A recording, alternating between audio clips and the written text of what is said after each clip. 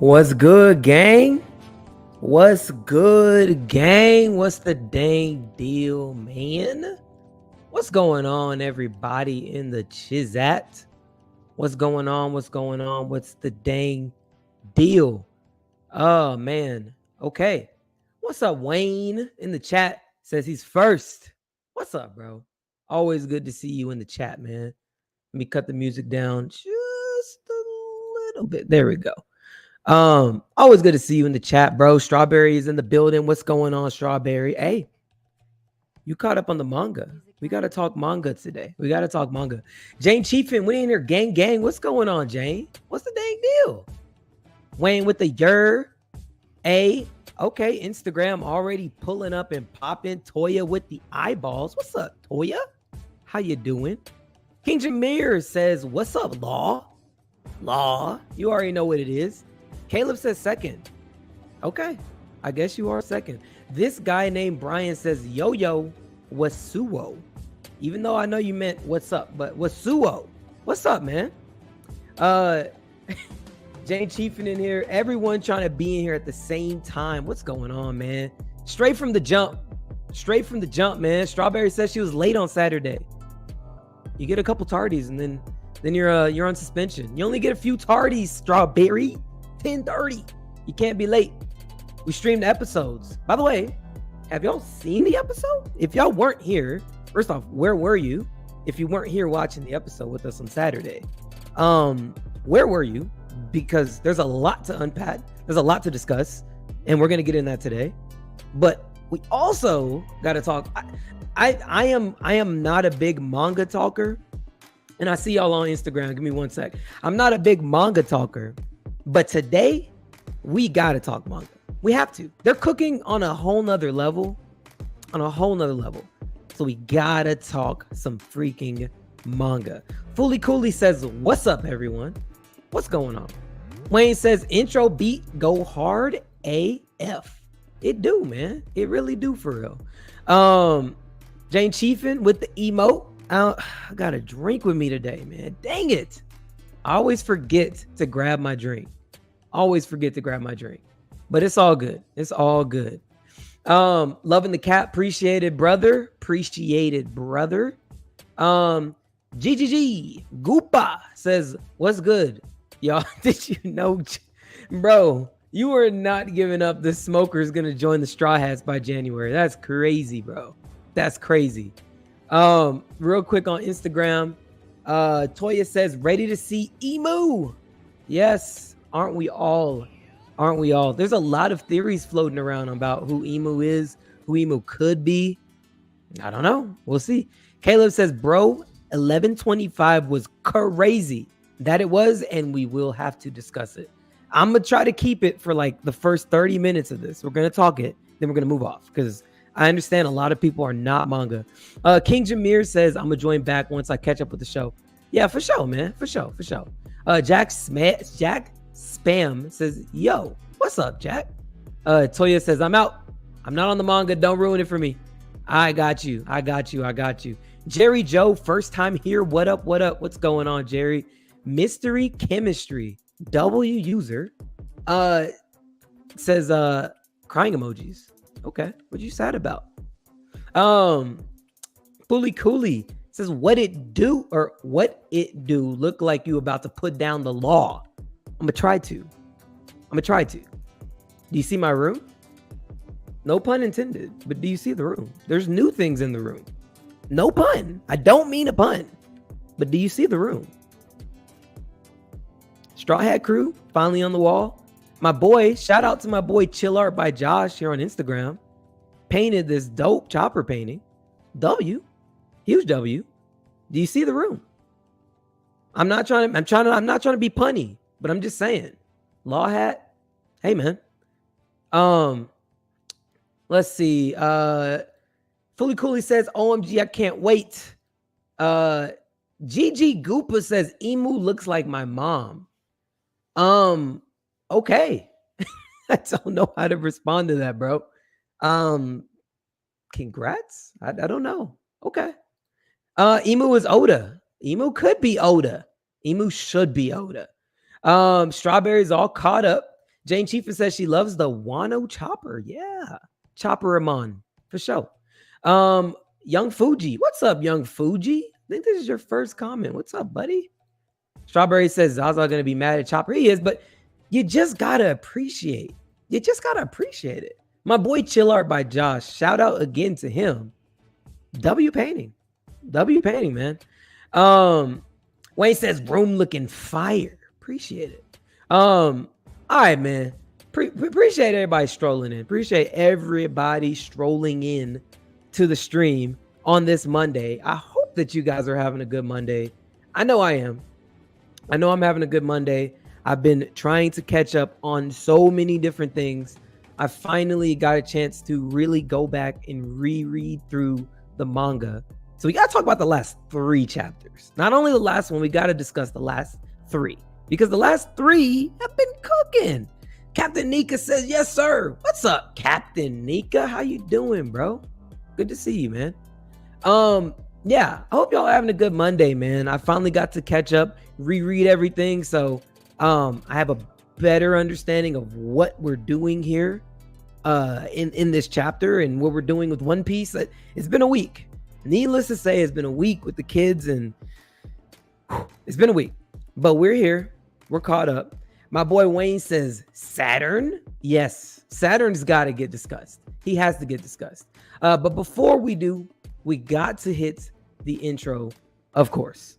Welcome in to the Straw Hat Podcast, guys. This is a live, obviously, it's a live podcast. I'm talking to you, reading your comments with you. Appreciate you jumping on live with your boy. We're an open podcast, usually about an hour and a half in. I put the link out for the stream. Anybody can join the stream. Anybody can join the stream. You can debate. We're going to be doing a lot of debating tonight. We debate every time we're on live. And bring your best takes or your worst takes. But if you bring your worst takes, please be able to defend them, because they're going to get clipped and put on Instagram. I'm just letting you know. Fair warning. But anyone is welcome to be on. This is like the only open live debate anime channel that you're going to find. And I've looked. There's not many like this. But welcome to the best anime channel, anime stream on the internet, the Straw Hat Podcast. Every Monday, 8 o'clock p.m. Central Standard Time. We are here talking One Piece. Typically not manga, but tonight we will be. Talking hot takes, debates, everything that you love about this show, we will be talking about it. For my people that are over on Instagram, you can stay there if you'd like, but it would be more interactive and easier to watch the stream if you come over and watch it here on Twitch. The link for the Twitch is in the bio on Instagram. You could just click it and come over here. It's super easy. And if you do decide to come over here, go ahead and just drop a follow while you're over here. IG, my boy Wayne said it right here. IG, just slide over to Twitch. Slide over to Twitch. This is going to be a pretty long stream. These streams typically go like 5 hours. So just fair warning. But yeah, if you're on Instagram, just slide over to Twitch, hit the link in the bio. And while you're here, go ahead and drop a follow if you don't mind. Oh, my boy Danny, second commenter on YouTube. What's up? My bad. For my people that do watch on YouTube, I apologize. I'm so used to the Twitch people rolling in that I forget to mention that we are live on YouTube. So for my people that are on YouTube, my boy Danny says first time viewer, first time commenter, top 3 of the New World are Egghead, Dressrosa, and Whole Cake Island. Egghead for sure is up there. There's no dispute. I initially wanted to say Wano was top 3, or it is top 3 still, but I wanted to say Wano was top 1. Egghead is, I hate to admit it, Egghead is definitely taking that spot. Dressrosa, I don't know that I would put it over Whole Cake in my opinion. Whole Cake, there was just so much going on in Whole Cake. But you can't skip over Wano. Wano's got to be 2. It's really only a toss-up for 3 if it's Dressrosa or Whole Cake, in my opinion. Leaving out Wano on the top 3 of post-time skip, I don't know, man. I don't know. But Egghead is definitely number 1. There's no dispute. No dispute. I see y'all here on Instagram. Yes, sir. We're talking Saturn, all that good stuff. My boy Liability says Wano, Dressrosa, Egghead. Okay. And I'm not upset with that. I'm not upset with that. I would probably put Egghead over Wano at this point in the show. But yeah, it's okay. It's okay. I'm okay with that list. I'm not upset. Man, appreciate the comment though, Danny. Okay, I lost my train of thought. Okay. So, yes, we are going to talk manga. We're going to talk the anime. We're going to talk the last episode as well that we just watched. Also, before I forget, and my boy Chill Jamil, what's going on, Chill Jamil? He says hat game going crazy. Appreciate it, bro. Appreciate it. We're going to be talking all that stuff today. We're almost at 100 followers here on Twitch. So if you are on Twitch and you haven't followed, go ahead and drop a follow. I'm gonna do a giveaway when we hit 100 followers. We're 9 followers away. I'm gonna do a giveaway, and I have access to a bunch of these different One Piece hats. A lot of you guys like these One Piece hats. I'm gonna go ahead and just give away one when we hit 100. So we're not away. If you are on Instagram, come over and drop a follow. If you're on Twitch and you haven't followed, drop a follow there. But yeah, I'm gonna go ahead and send it off free. I'll pay the shipping, I'll pay everything. I'll send you a One Piece hat. You have an option of Ace, Sabo, Chopper, post time skip or pre-time skip. You can get obviously a Law hat. I can send you a Straw hat for Luffy.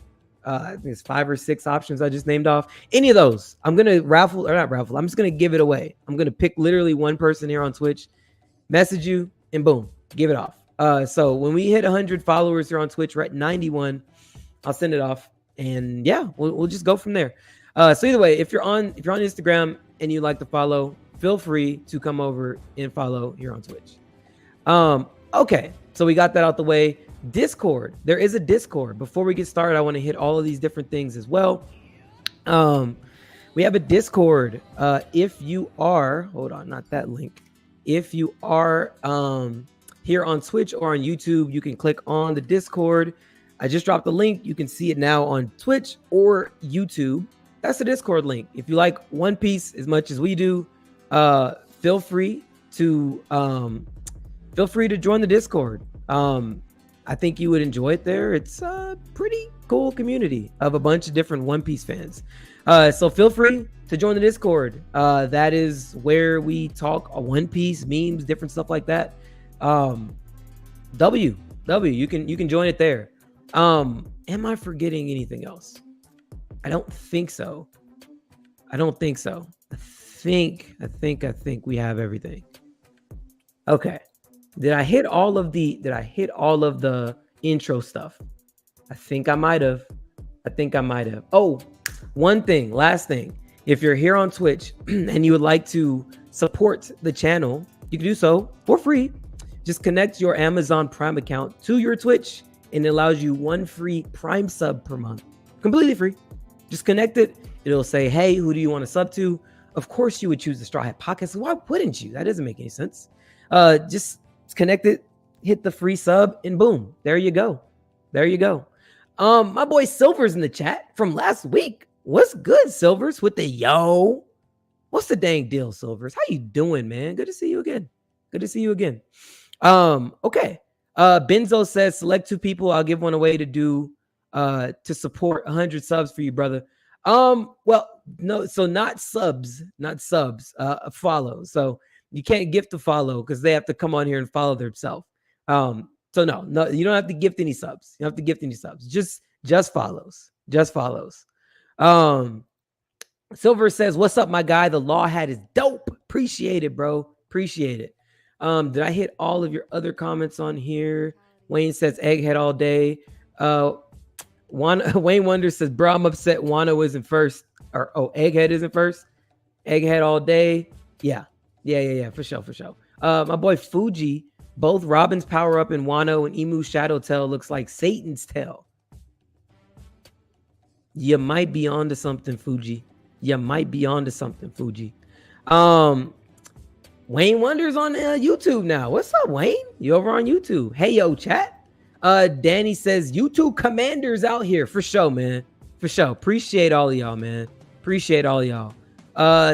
Silvers, appreciate the follow here on Twitch. I just saw it. W to you. Appreciate it, man. Okay. All right. David Winborn on Instagram says, love it. I have the heart pirate tattoo on my hand. Yeah, that's a W tattoo. That's a W tattoo. I might eventually do it. Wayne says, hit the sub if you're loving the vibes. Appreciate it, Wayne. Appreciate you.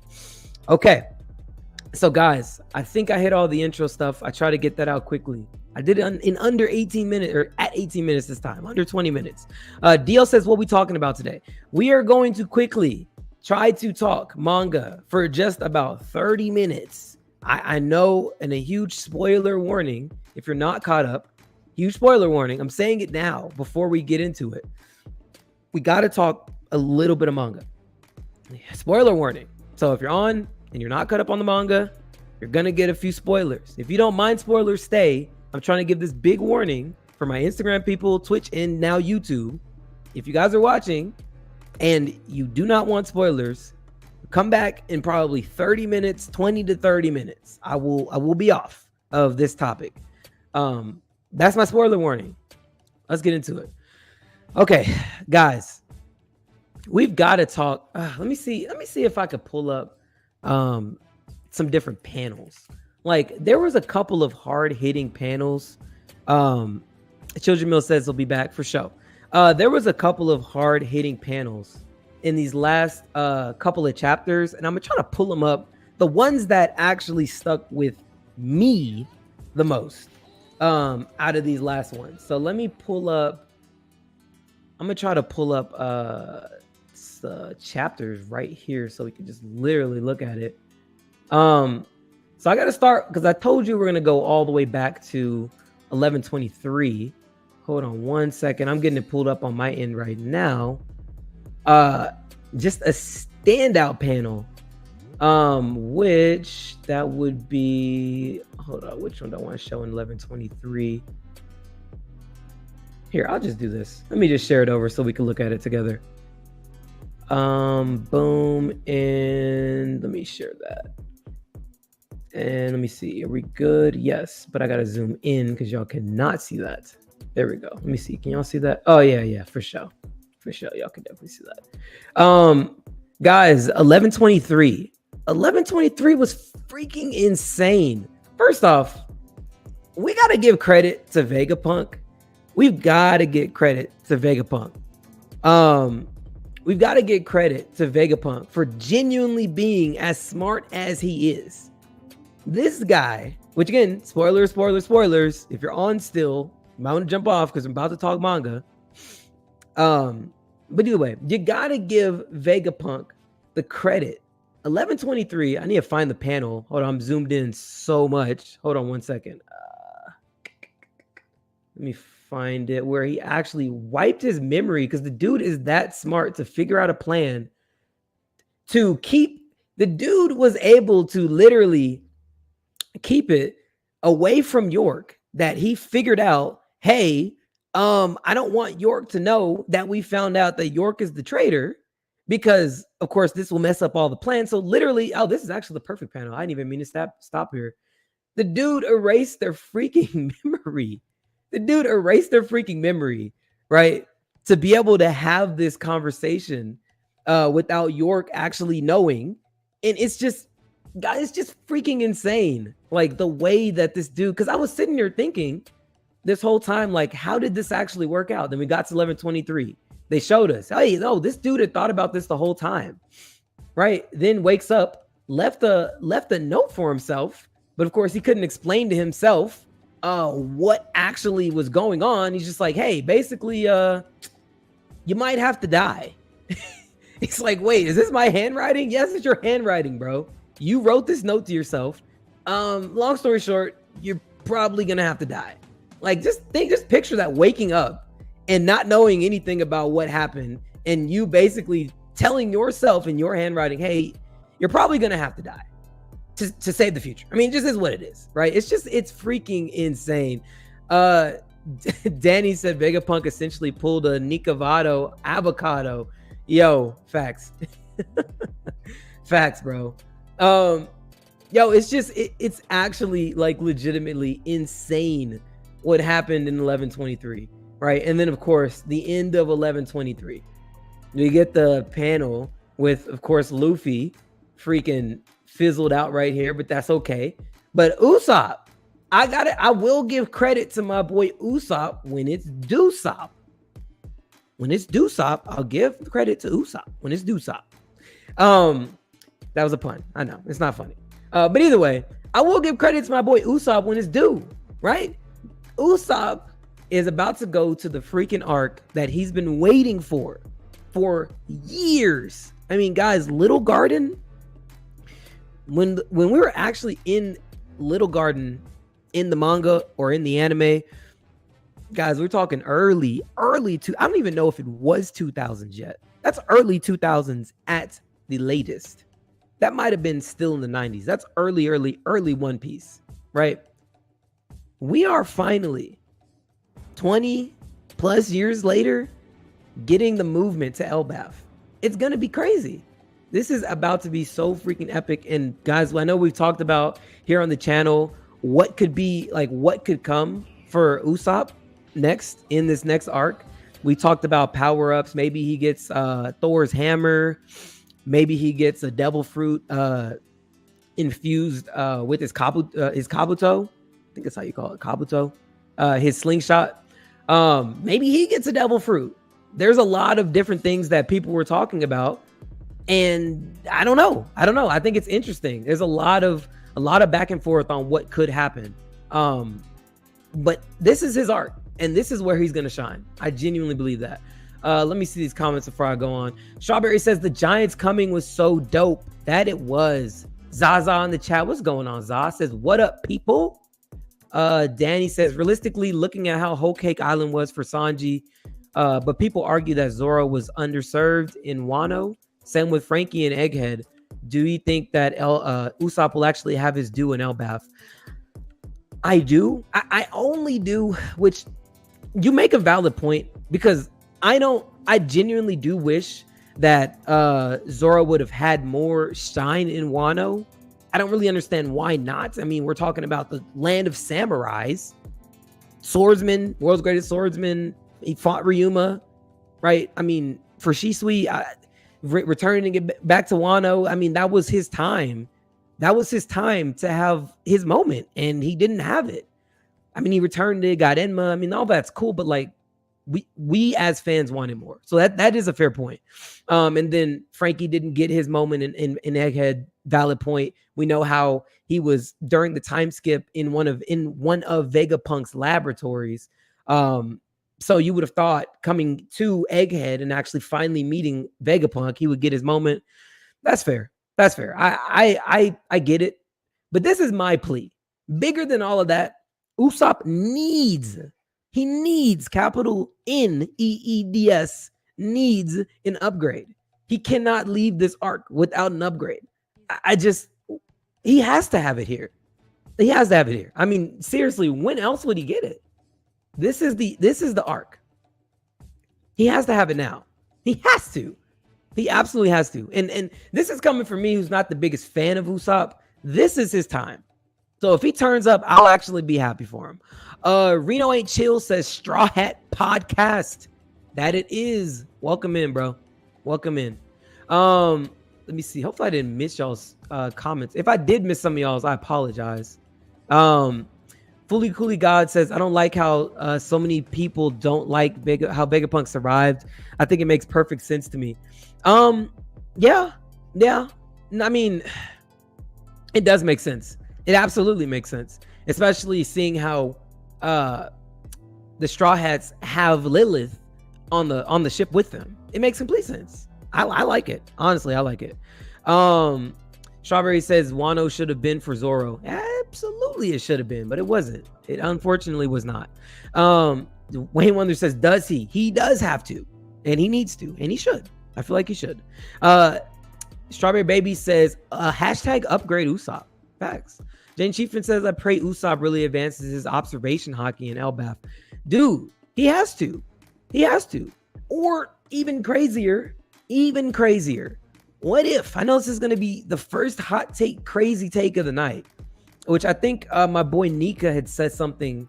I can't remember. I'm starting to mix it up. It was all the One Piece I'm talking. Nika, correct me if I'm wrong. Were we talking about Usopp potentially getting conquerors? I don't know. Correct me if I'm wrong. I think we were, Nika, talking about Usopp potentially getting conquerors, training with the Giants in Elbaf. I think we were, because the Giants are conquerors. You know, we'll see. We'll see. A Supernatural Saiyan on Instagram says, "Oh, we talking manga spoilers? Let me go read the last 2 chapters real quick." Yeah. Yes, we're talking manga spoilers. So if you're not caught up, please take a moment to catch up. Or if you don't mind spoilers, cool. Again, this is not a normal segment on this channel, but I've got to talk really quickly about how they've been cooking. Let's see. Danny says, my personal opinion is Oda enjoys joke characters more, i.e. Buggy advancing and Luffy goofing into Gear 5. Usopp stands to reason, especially considering his Haki awakening in Dressrosa. That's valid. These are valid takes. Danny, you're coming through with some valid takes. I'm not going to lie. Not going to lie. But Wayne says it's a crazy take. Is it crazy? I don't know. I think that's a valid take. Nika says, yeah, Frankie didn't get the love we thought he'd get in Egghead. Yeah, for sure. Zaza says Usopp leaves the weak trio. Yeah. I mean, that'd be dope. If he actually, I mean, god dang, we've been waiting all show. 25 years at this point, man. Come on. Usopp, let this man get some power.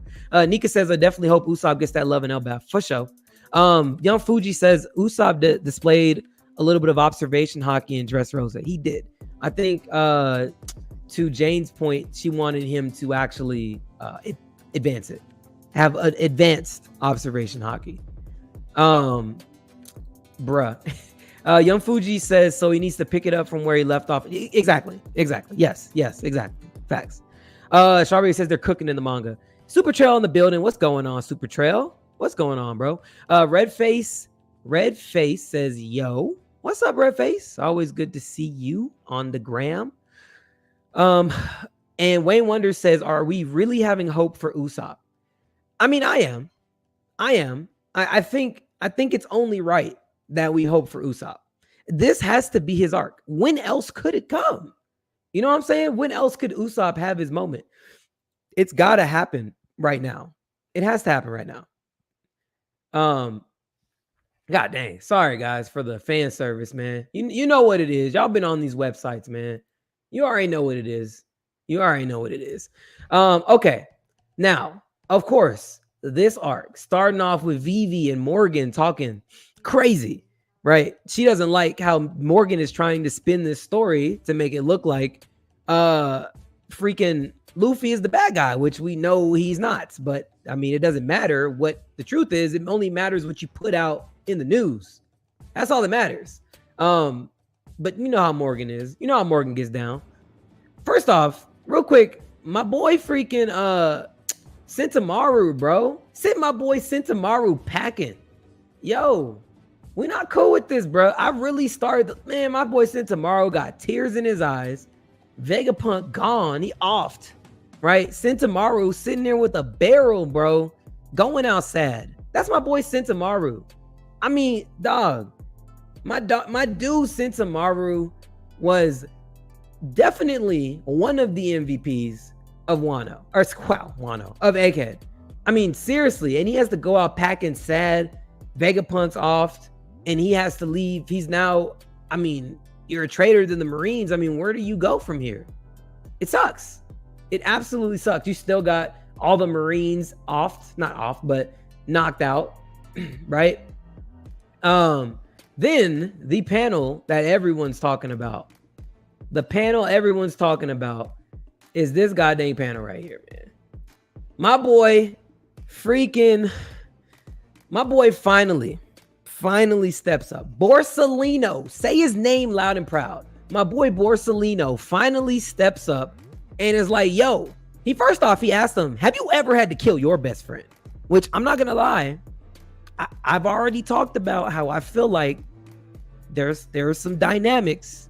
Maybe there's some connection. Like I've already talked about there. I genuinely believe there's a connection to Dragon and Akainu. I believe that.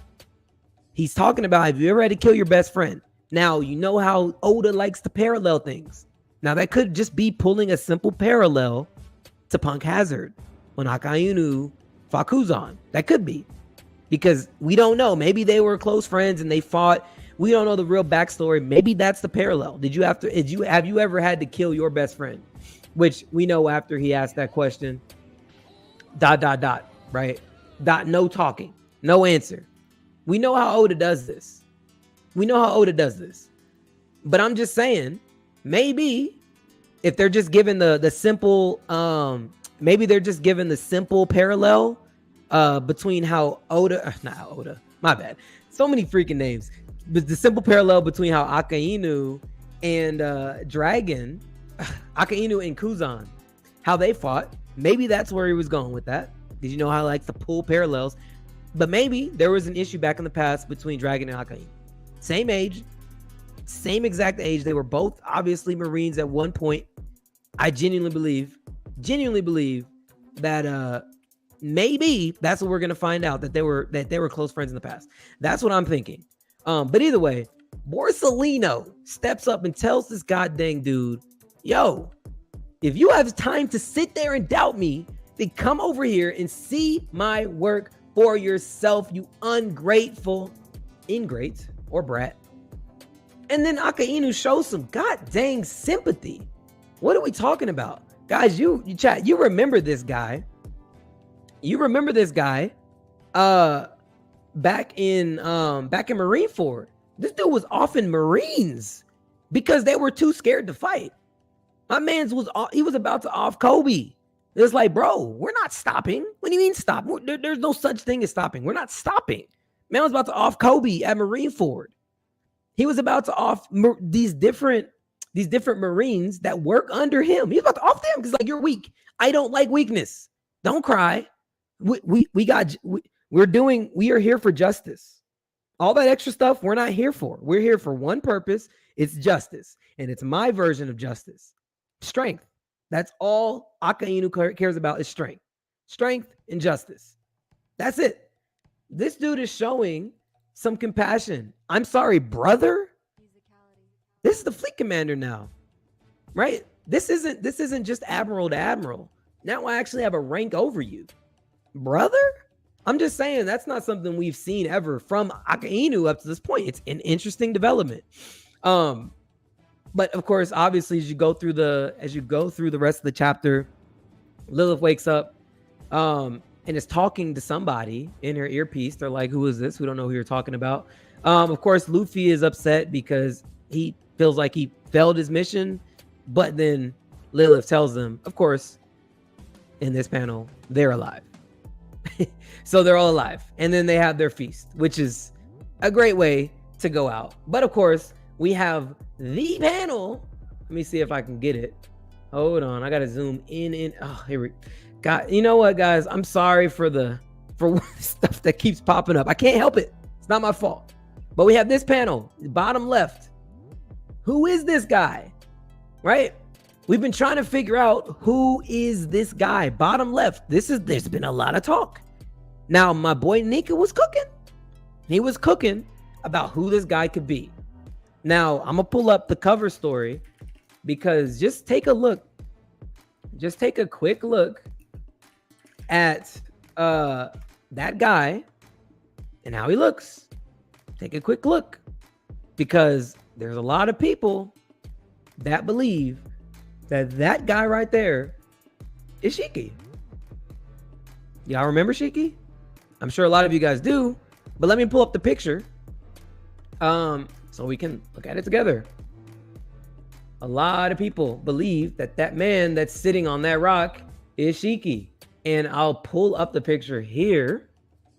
1 second. Let me share my screen over. Hold on. First, I appreciate y'all rocking with me. I know I'm doing a lot of talking. And I know I'm missing a lot of your comments. I apologize. I'm just trying to keep my train of thought. Okay. A lot of people are believing that man that you just saw is this man right here. This man right here. I'm just saying, the silhouette does kind of match. The hat, it matches. it would make sense if they did bring in Shiki at this time. That would be crazy. I'm just saying that it matches up perfectly. Now, there's a bunch of theories, which we don't got to get into all of those because I'm trying not to stay on manga for too long. But a lot of people believe that man right there, which I do too, and my boy Nika in the chat, we both believe that man that's in front of you on your screen is possibly the guy who's saying, let's go. I'm waiting for you on Elbaf. What a crazy freaking development that would be if that comes to pass. That would be crazy. But you know how Oda rocks. So, I mean, it wouldn't even be that surprising to me at all. Let me get that next panel pulled, or the next chapter pulled up, and we can look at it really quick. Actually, before I do that, let me hit your comments really quick. I see everybody rolling in and rolling out on Instagram. Yes, I am talking spoilers. I will be done probably in the next 10-15 minutes. If you are not caught up on the manga, you might not want to be in here right now. I should be done in like the next 10-15 minutes. Let's see. Man, I missed a lot. Crap. Okay, hold on. Young Fuji says, if anything, Usopp will have his own Hashira training. Otherwise, he might not stand a chance against Van Augur.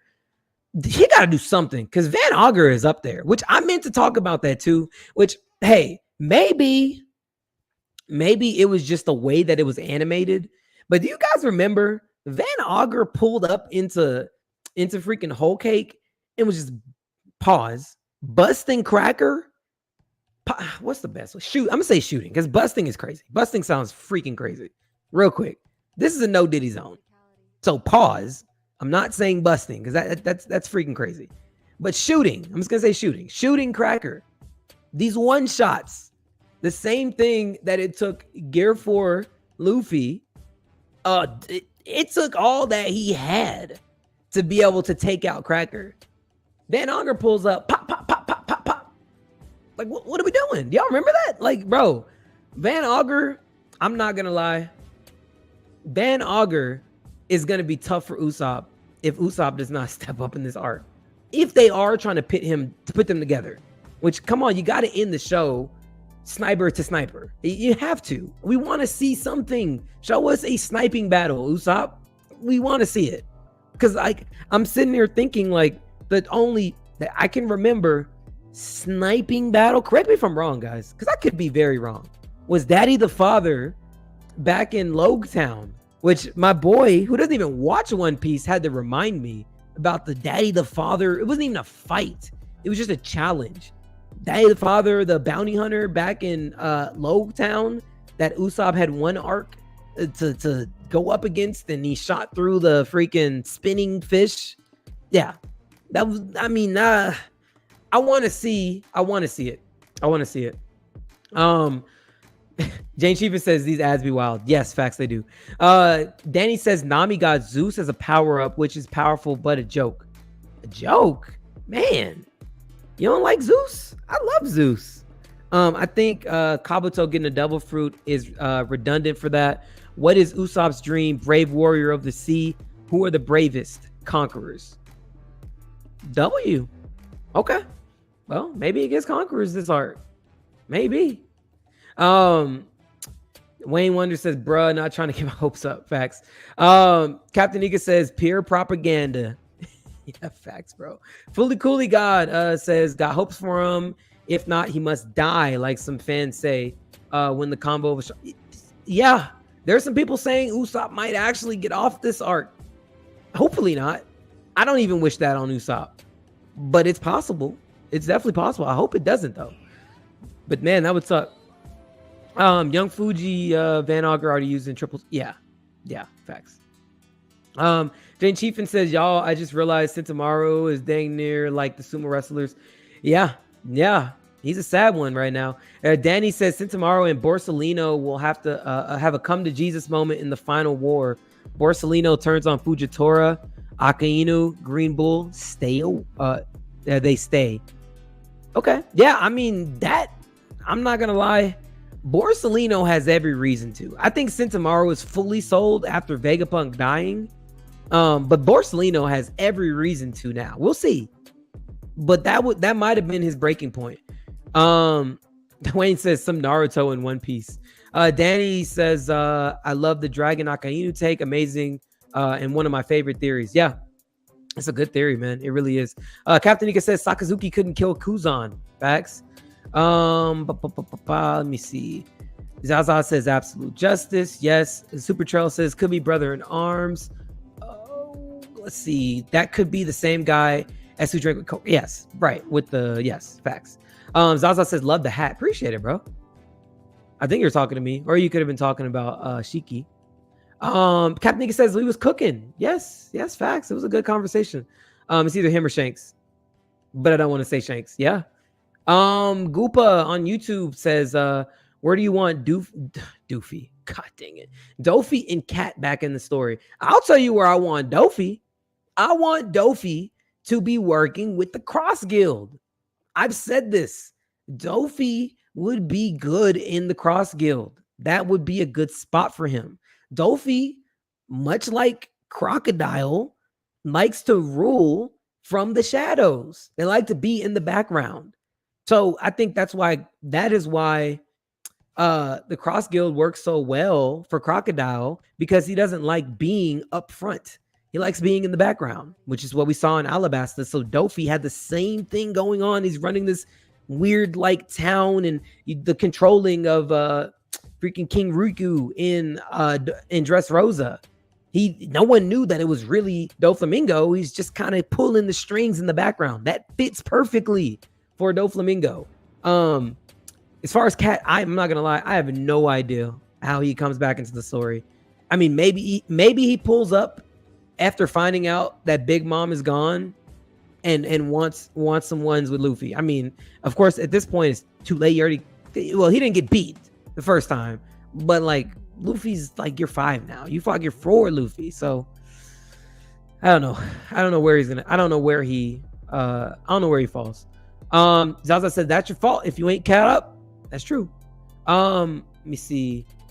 Young Fuji says the guy drinking with Crocus seems to have a shorter hat than Shiki. Yeah, but it could just be the way it was drawn. I mean, again, all this is obviously all speculations. We don't know for sure, but hopefully in this next few chapters they show us.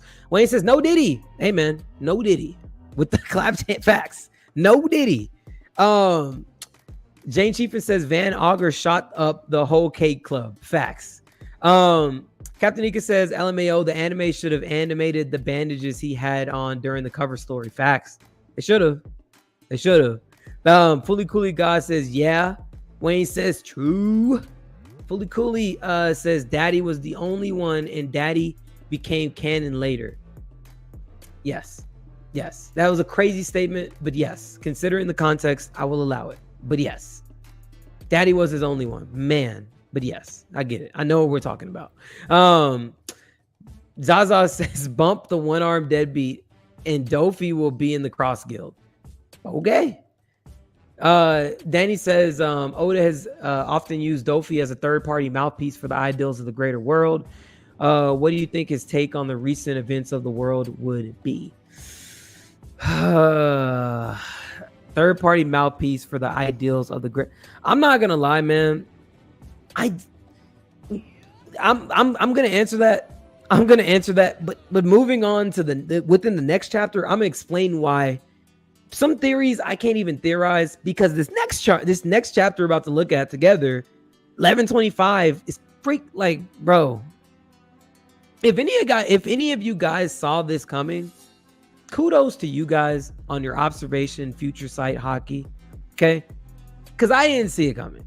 I did not see it coming. Goopa says, shut up, Zaza. Danny says, Shank slander is wild after seeing Divine Departure and Future Sight. Yeah, but Zaza doesn't like Shanks. You're not gonna change his mind. Trust me, you won't. You will not change his mind. Captain Nika says, LMAO read the daddy line is too much. Yeah, I'm not gonna lie. That was a crazy comment, but within context, it makes complete sense. But outside of this context, yo, you would be in timeout for that sentence because that was wild. I'm not gonna lie. All right, you guys, let's pull up this next chapter real quick, and then we can get off of the spoilers because my Instagram people are literally popping in and popping out of the stream because they see manga and they're running. I get it. That's why I try not to talk too much manga on this on Mondays. Okay, let me. Oh, there goes the. Okay, there we go. Let's click in. Yep, bounce. Okay, bounce jiggle. Let me X that out. Sorry, guys. Sorry. It's not my fault. Okay. All right, guys. Now, you guys probably already know what panel I'm going to. But first off, we gotta talk about how Kaku did not tell Lucci that he didn't kill Stussy. Because they're asking, where's Stussy at? He didn't tell him truly that he didn't kill him. Because remember, Kaku was in there with Stussy and he let Stussy go. So I don't know. That's pretty interesting. I'm curious to see if that will come back up in the show, or not the show, in the manga, where you see them two together. And if you see Stussy again in the future, which you probably will, if she comes back and you have CP0 again, it would be wild. It would be wild. Of course, unless he knows and he's just covering for him. I don't know. I'd be curious. But my thought process is I don't think Lucci would be able to handle that. I don't think he would be able to handle knowing that he let Stussy go. Just the kind of person that Rob Lucci is. That's just my take. I don't think that's the case. But either way, guys, our freaking dude, Saturn, which by the way, finally, because I know we've been wondering, like, how old could the Gorsei be? We don't really know. Well, Oda just casually drops in and tells us, oh, by the way, this is at least how old they are. We're wondering, are they immortal? Are they eternal? Oh, by the way, about 200 years ago, right, when Emeth had initially raided, they were supposed to dispose of Emeth, but they didn't. They kept him. And then, of course, Emeth was left on the island. Vegapunk ended up getting a hold of Emeth and, put the transponder snail into Emeth. And then, obviously, we already know what happened from there. We don't have to rehash all of that. Of course, that would piss off Emu. That was a direct order, brother. But he wanted to keep it. We've been ordered to dispose of it. If anyone finds out, he wanted to keep it. It will prove very useful to the military one day. Ironically, that didn't happen. But anyways, we know that they're at least 200 years old, right? So anyway, let's keep going down and keep moving on. Obviously, Saturn offs this dude just for basically asking him a question. And he's trying to ask him in real time, hey, if it was a failure, then was any of that stuff true? Offed. Dead. Vice Admiral Doberman's gone. Rip. Crazy, bro. Anyway, of course, we see Edison, freaking York finds out that Edison's still alive and shoots at the Fabrio phase, which of course was a dumb idea because Edison was hoping she did that. Because now we have this mobile punk records that's just gonna float around the verse. Pretty dope.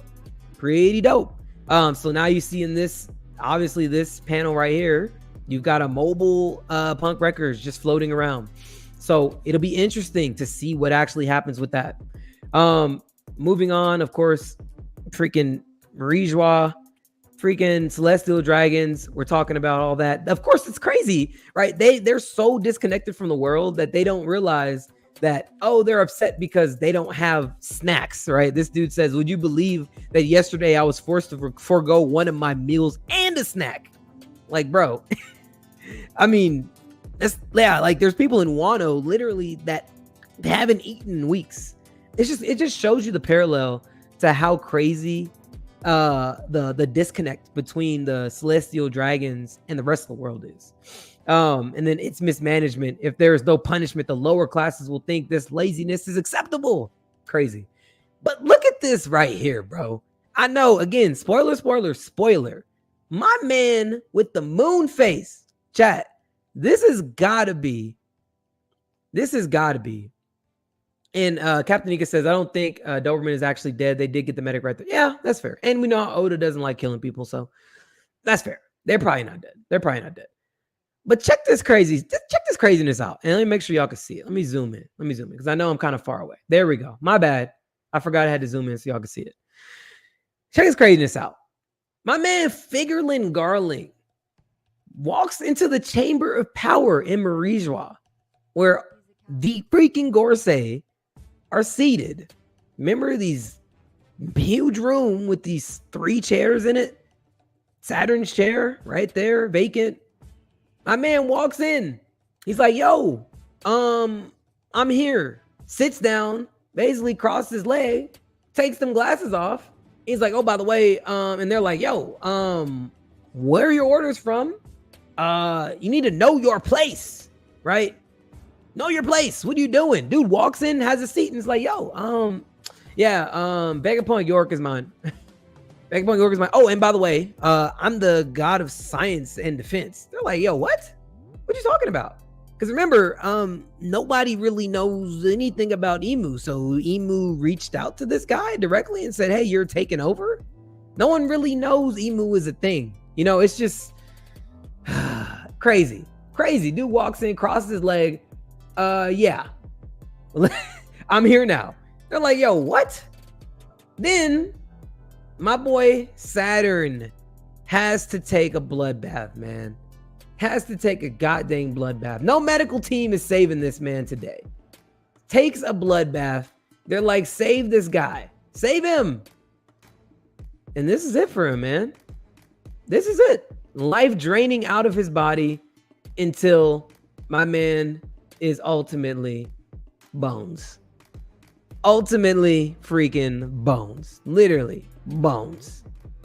Like, and then let's just look at how crazy this is. These freaking Marines are just getting tossed every which way. Did you not forget they were just knocked out? They were literally just knocked out. Right after Joy Boys Hockey had been released. They were just knocked out. They get woken up. They get up like, okay, we're ready to freaking figure out what just happened.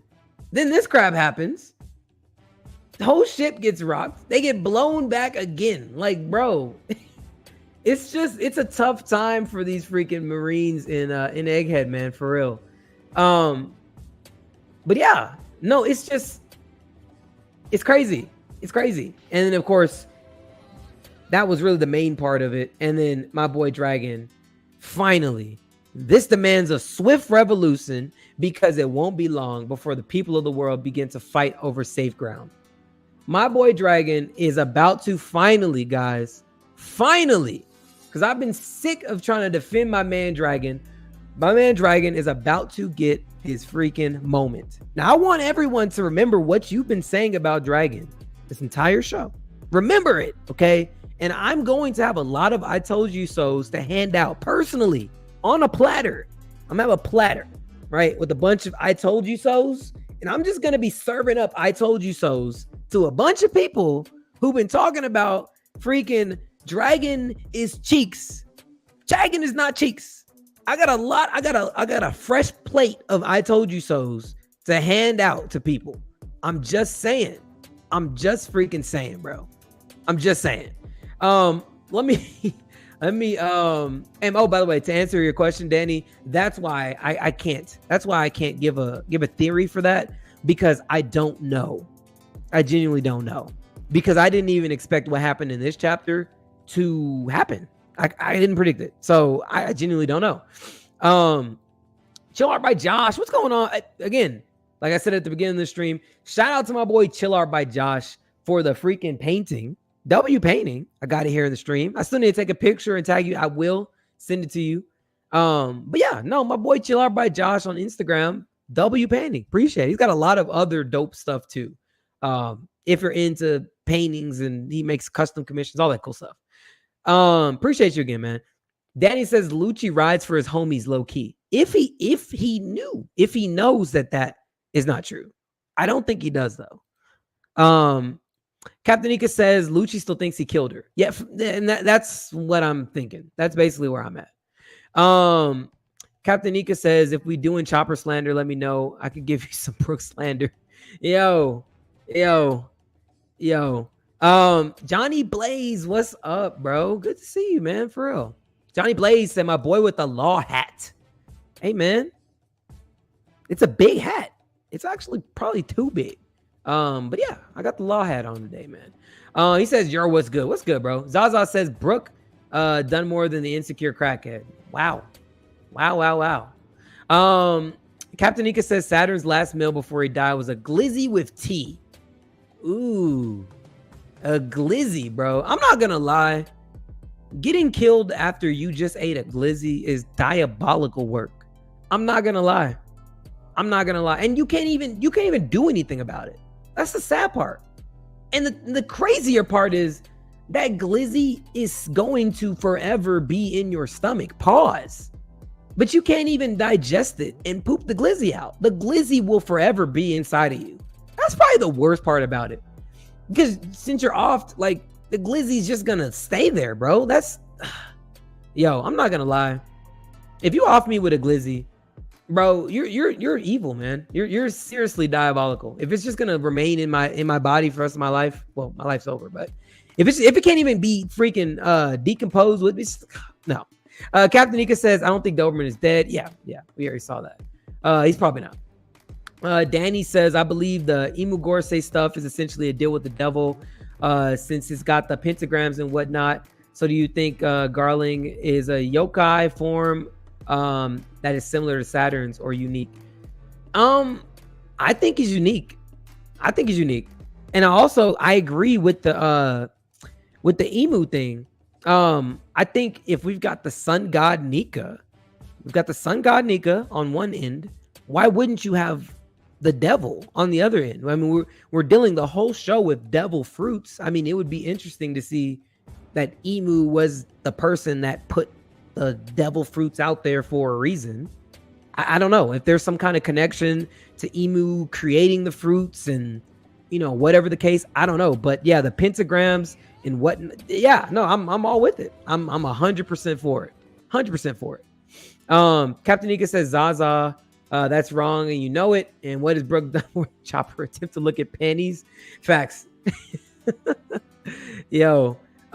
P.S. Chopper got him beat at that too. Dang, bro. Jane Chiefus says, welcome to Barbecue Saturn. Facts. Wayne says, goat. Young Fuji says, each of the 4 wolf bridges represents one of the blue seas. Okay. I didn't think about that, but okay. That makes sense. Captain Nika says, Zaza, Chopper's done just as much if you're speaking like that. Cured 2 diseases in Wano, gets Zoro back in the fight. Oh, and gave the polar bear the good stuff. And Zoe. Don't forget Zoe. I know that's not mentioned a lot, but that's pretty significant too. His role saving the minks and Zoe was a pretty big deal. Let's see. Zaza, Brooke saved them with the assault. Yes. Yeah, bro. Diabolical. Facts, bro. Freaking diabolical. No Diddy to that for sure. Jane Chiefin says LMAO. Let me see. Let me pull that down because we already finished that. LMAO. It got well done along with him. Yeah. Hey yo, come on with the glizzy talk. My bad, bro. My bad. But it is the truth. Garling took his plate. Yeah, bro. Young Fuji, big comment. Tequila Wolf might be from East Blue. Tequila was originally made in southeastern Mexico. Vodka Wolf might be from the West Blue. Vodka might have been originally made from Poland, which is one of the countries involved in World War II in the West.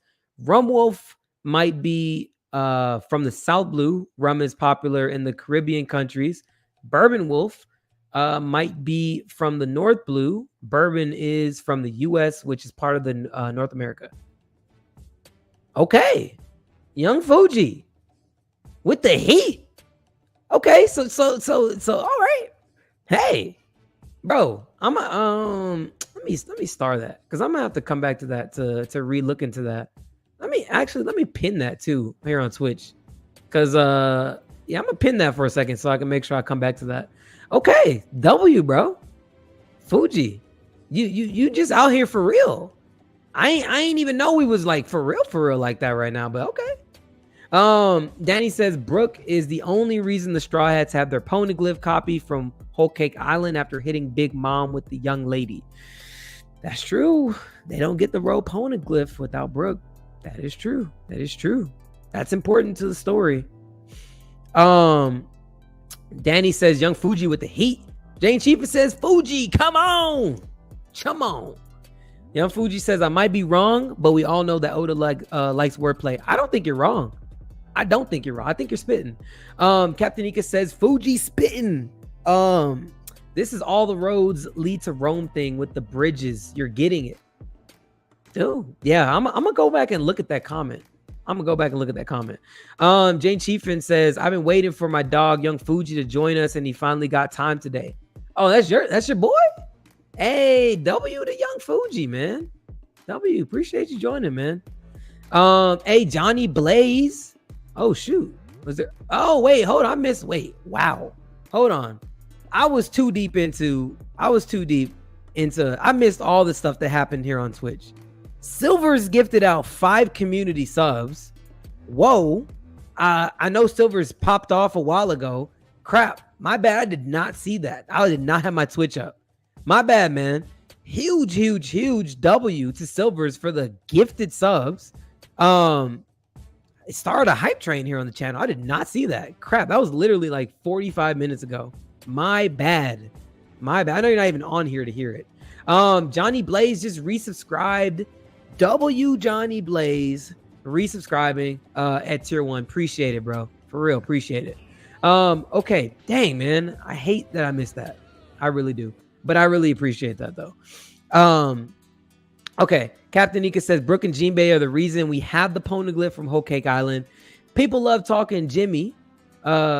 Taking Jimmy's credit away, Brooke would have been Big Mom's Barbie doll. Yes.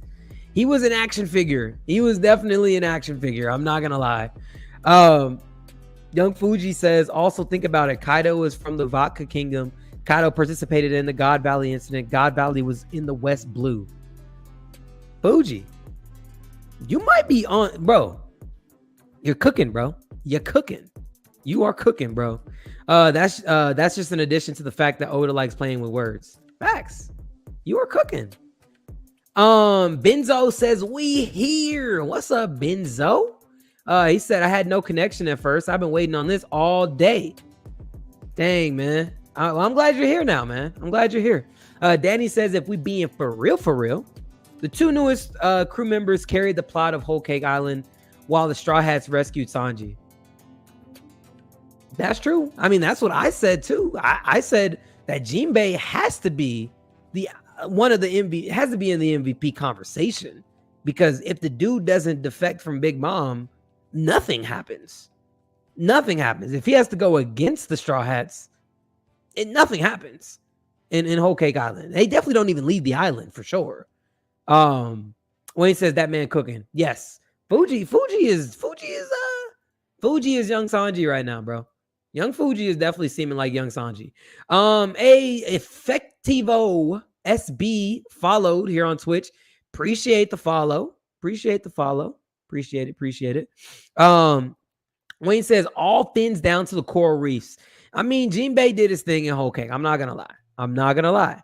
Zaza says Jinbei has heavy hitter. Jinbei is a heavy hitter, and Brooke does what he needs to do. Yeah, I mean that is true. That is true. Real quick, I want to put. Let me turn music up just a little bit. I want to real quick before we do open it up here tonight. Hold on one sec. Respitting, and I told Zaza this yesterday, but he's in denial. Hey man, you cannot change Zaz. I've tried this. Me and Zaz been rocking Me and Zah been rocking for, bro. Has it been? It's been at least 3 months now. I don't know that there's one take I've actually successfully changed his mind about. And this is a weekly thing, 3 months now at least. I don't know that it's possible. I will let you guys know when that happens. It has not happened yet, so don't feel bad. Zaza says, and it won't happen. I believe it. I'm genuinely convinced it won't ever happen. Real quick, I wanted to talk about Dragon. Ironically, so I'm going back through my rewatch. Right? Hold on. Before I do that, Jinbei, Young Fuji says, I want to see Jinbei's version of the nothing happened scene, just like how Zoro had his. That'd be cool. I mean, Jinbei would definitely do it. He's 10 toes down for Luffy. For sure. He was 10 toes down before he joined the crew. That's the thing about him. He's one of the only Straw Hats, if you think about it, that was already down for Luffy before they actually joined the crew. All the other Straw Hats outside of Brook was not against him, but he wasn't really like for him completely. I think Brook was kind of just lonely for the most part, but Jinbei was one of those few. We could put Jinbei and Brook together, fine, but Jinbei was down for him before he had joined the crew. Just meeting him, he was like, yo, you that guy, and I want to help you. Everybody else was against him when they first met him. Everybody else was against him. From Nami to Zoro, Chopper, all of them. Sanji, they're all against him. Robin, freaking Alabasta, right? Against them. But then you've got, then you have freaking Jinbei, who's like from the jump, just meeting him, yo, I'm with you. Let's rock. Now, granted, he was in prison, so I guess you could make an argument that maybe he was just trying to get out of jail and didn't want to get left behind. I don't know, but he was at least down for the team. That's all I'm saying. He was at least down for the team. Let's see. That would be Lit Food. Yes. Red Face on Twitch. Red Face? Is this your first comment here on Twitch? Or am I tripping? I don't think. Maybe you have been on Twitch. I don't know. I feel like this is your first comment, but I could very well be tripping. Either way, Redface says Weenbay. Yes, W Jinbei for sure. Oh no, Twitch. You're on YouTube. What am I saying? Twitch. You're on YouTube. Appreciate it, Redface. Danny says Jinbei's version was him talking to Big Mom. Like, why would he be? That is true. That is true. Actually, good point. Valid point. That was his moment talking to Big Mom. Effectivo SB says Jinbei's a homie hopper. Dang. Homie hopper, bro? Nah, bro. You can't talk about Jinbei like that, bro. I have my own fair share of Jinbei slander, but he's a homie hopper. Nah, he's been down for Luffy since they met. He was down for Luffy. I don't know about that one, bro. Danny says, this man said his captain going to be the Pirate King, so why would he be afraid of a mere emperor? That's true. That's absolutely true. Jane Chiefin says, LMAO, hey, chill. Jinbei wasn't in no official crew at the time while he was running around with Luffy. That's true. Captain Nigga says, SB out of pocket. Facts he is. Luffy had aura and he felt the need to improve his loyalty. He did. Let's see. Zaza says Burke did it first when he said when he said who comes here to die, Big Mom. Did he do it first? I mean, Jinbei started that arc talking to Big Mom. So I don't know, bro. Captain Nika says Weenbei, Woro, Wanji, Wamato, and Woofy. W's all over the place. I agree, bro. Redface says Jinbei slander is crazy. It is. I have a fair one. I have a fair Jinbei slander, but what I'm seeing on this chat is crazy. Instagram, Angel says hootie hoo. How do you do? Nice law hat. Appreciate it over on Instagram. Angel says talking down on my boy Jinbei. He's the realest one out there. He went and sat down with Big Mom and did it correct. He left the Big Mom Alliance with respect and pirate honor. That he did. Let's see. Effectivo says Jinbei joining the crew didn't hit the same. Okay, but you know why it didn't hit the same though? Because he had essentially been a part of the crew for 3 arcs, right? Or 2 arcs before he was actually a part of the crew. 3, if you're really counting Impel Down and splitting Impel Down and Marineford. I mean, he was there in Impel Down. He was there. I mean, honestly, you can go even farther than that. Back on Amazon Lily, right? When he was training, he was there when Luffy had woken up. 4. I mean, yeah, it was 3 arcs. There, Impel Down, Marineford, there with Luffy after he woke up. Wait, hold on. Wait. Am I tripping? There was more than 3. Hold on. So you got Impel Down, Marineford. You have him waking up right after Marineford. You have Fishman Island, which he gave blood to Luffy. Then you have Whole Cake Island as well. So it didn't hit the same because it was not an abrupt thing. It was 5 arcs of Jinbei pulling up and helping Luffy. So, I mean, honestly, if we're going to keep it a buck, and I have slander for Jinbei, I'm going to put it down to the side right now. If we're going to be completely honest, Jinbei might actually be one of the realest Straw Hats on the crew. You might have to say he is. The man was in 5 arcs. And he wasn't actually a part of his crew. Meanwhile, he was actually part of another crew. He was in 5 arcs. That's why it didn't hit the same. It wasn't just a like 1 arc join type thing like every other Straw Hat. It would have hit the same if it was the same like with everyone. But Jinbei wanted to rock with him from the jump. You know, and Cooley says Jinbei is the boy. Jinbei is the boy, man. I got my slander, but I know when to be honest. And Jinbei is the boy. You can't say otherwise. It's not true. You're lying if you say otherwise. Young Fuji said, another thing I've been thinking, if Zunisha is constantly moving, then Laugh-Tale must also be constantly moving. Maybe? I don't know. Let me let that one simmer. It could be. But I mean, the Laugh-Tale should be in one spot. It should be. If what I'm understanding about Laugh-Tale is true, I don't think Laugh-Tale should be moving. I don't think it should be. But you know what? Again, I don't know what this story. Yeah, Jinbei didn't hit the same.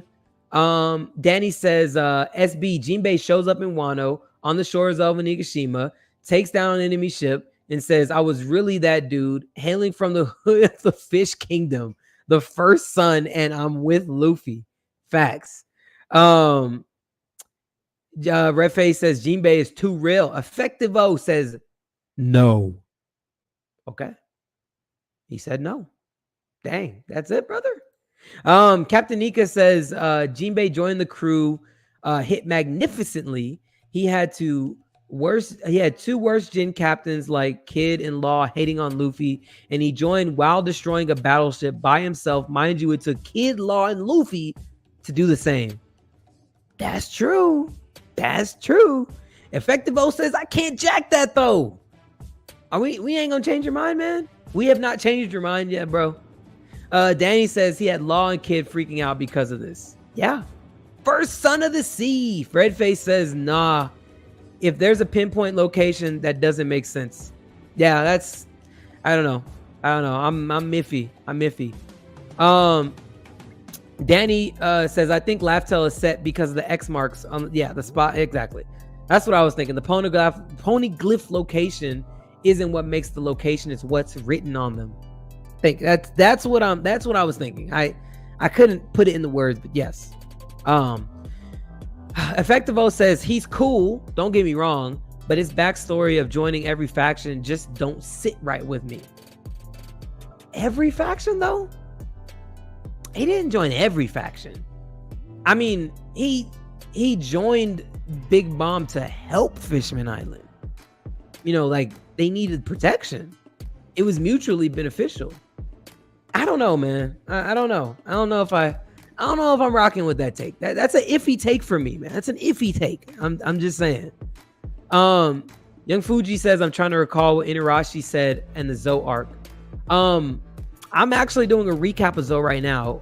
I'm gonna have to rewatch it. If there was something in there, then okay. But as far as everything I know, I don't think that Laftel is moving. Zane. Wow. Wayne says, what if Laftel is hidden because of the rising sea level? That could end up happening. Hopefully it doesn't. Interesting. I have never thought about that. That is possible though. That's a good theory. It could end up because the sea level just rose after they wiped out Lelusia. So we'll see. Captain Nika, SB, you naturally just a hater then. LOL. Bonnie even acknowledges Jinbei while doubting Luffy. Man, hate is hate. Zaza says, never change your mind. Stand toes. Okay. Young Fuji. Yeah. Okay. Thank you. Exactly. What happened at Illusion? Thank you. That's exactly what I was saying. Effectful says, for a fact, I will. Okay. Angel on Instagram says, Jinbei is a man that plays chess. He thinks steps ahead. Okay. Captain Nika says, that's not good though, Zaza. You shouldn't encourage that. It's far from progressive with a story like One Piece. That's true. You can't stay in that mode. Even me. And I am critically acclaimed as the biggest Usopp hater on the internet. And you know what? I accept that with open arms. But even I will sit here and allow Usopp to have his power up. And when he gets it, I'll say, you know what? He deserves it. And I'll just move on. I'll just keep it moving. Even I'm the biggest Usopp. There's not a bigger Usopp hater than me. I'm just going to be honest. Danny says that's fair about Jinbei. He was a thug, then royal, then some pirates, then Big Mom, then Luffy. I mean, it is, but you know what? You just got to do what you got to do out here to survive. And he was doing what he had to do to help other people, right? I mean, I don't know. I feel like that's honorable. Maybe he's not the version of pirates that we'd like to see, but he's honorable. Zaza says, Aka in.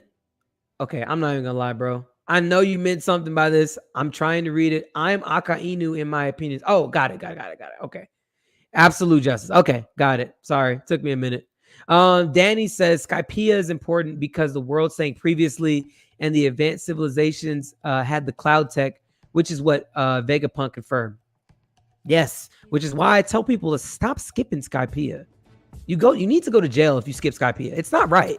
Effectivo says, what if Emu is what Lily is going by now? That is also something I had considered. That's something I also considered. But, and I actually would have the panel. No, I don't have the panel. I'd have to go so far back to find that panel. Hold on a second. Give me like 30 seconds to try to find that part of the manga. Like 30 seconds, bro. 30 seconds. Hold on. Let me go back and try to find that. Oh, wait, you can't see this. Here, I'll show you my screen so y'all can hold on. Here we go. Let me see real quick if I can I don't even know what chapter that would be, honestly. Emperor Cross Guild, New Age Flame Emperor. Man, no, it wouldn't be that far back. That'd be too far back. Hold on one second. Let me do all these chapters. Let me see. Life of Kuma, Bonnie, Pacifist. No. Hold on. Give me just 2 seconds. 5 Elder. Is it this one? It might be this one. If it's not this one, it's the one right before it. Hold on. Yep. Let me see. Nothing but empty husk. Here we go. This is why, unless I'm tripping, this is kind of where I'm feeling like, Wayne, you're counting, bro. What the freak? Yo, Wayne, bro. Okay, bro. All right. So this part right here, right? Like, I don't know. I mean, I know. Look, it would make sense and it would be possible because we know that there's one sword missing from the throne, and the sword that could be Lily's could be that sword that we saw Emu stabbing into the pictures in the room with the butterflies, which I'm not even going to go back and try to look for that panel. That was forever ago. But that could be the sword. That could be Lily's sword for Alabasta that was stuck there. I mean, it's a sword. It makes sense. There's only 19 there. That could be the 20th sword. Could be Lily. But it would just be weird if Emu is talking in the third person, saying the recent development has its roots in Queen Lily's great mistake of 800 years ago, right? It's like, I don't know. It's just weird, right? It's weird. Why would, I mean, it's not that, I'm not going to say that I don't think it's possible that Emu could be talking in the third person. I just feel like it'd be weird, you know, like, I don't know. I don't know. I personally would want there to be something bigger than that. That would be pretty big, but I would like it if Emu, like I said at the beginning, is like the devil versus the sun god Nika, and Emu is somehow the creator of the devil fruits and pushed them out into the world, and we get the explanation of how the devil fruits came to be. Like, I would like that. Not that I wouldn't like that this being Lily, that'd be cool too, but you know, I don't know. But again, I would get it with the sword and everything missing and the alabaster of the kingdom, all this stuff. Possible. We'll see.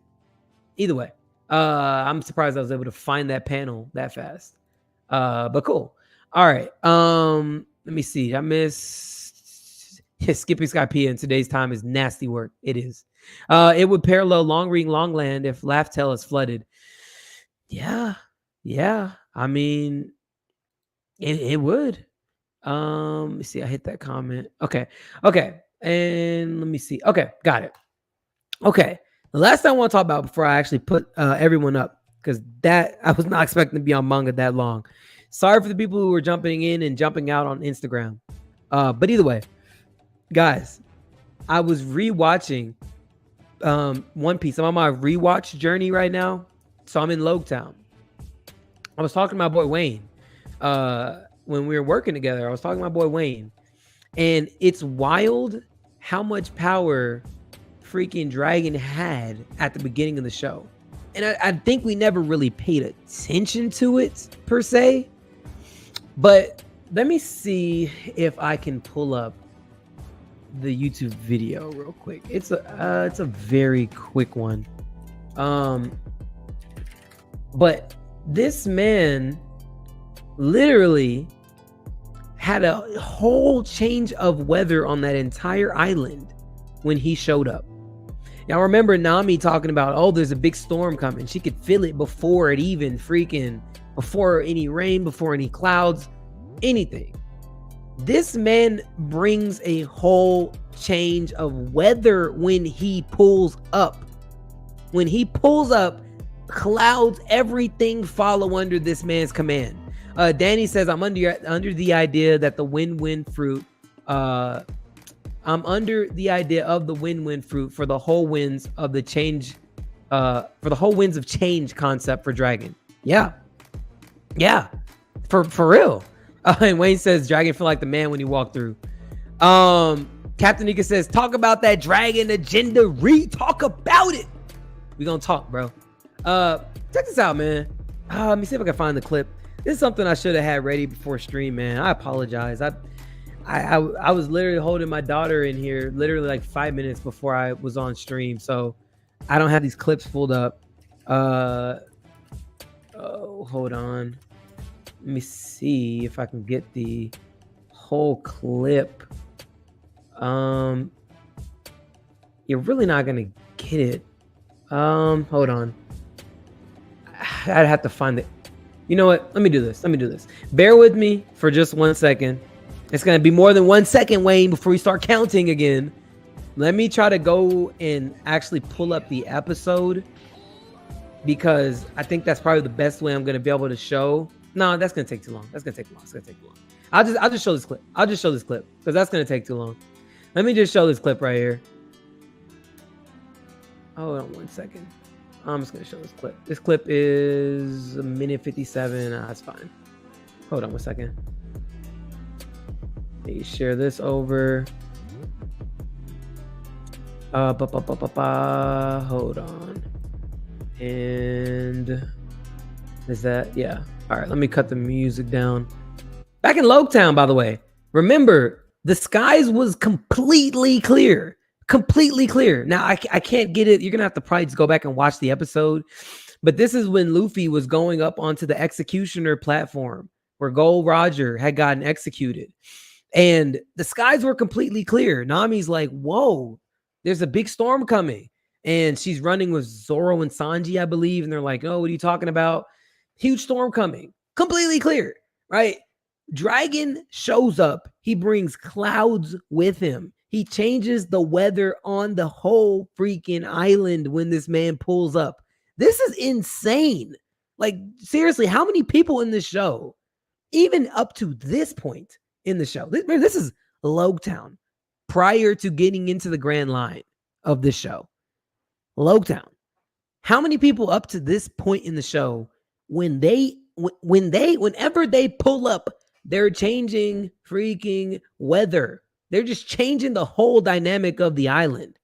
This man has power, and we don't know about like the specifics of it, but like this man is cold. I mean, look, everyone's looking for evidence. The evidence is right here. And no, I'm not simping, I'm not glazing Dragon, but let's just talk about it.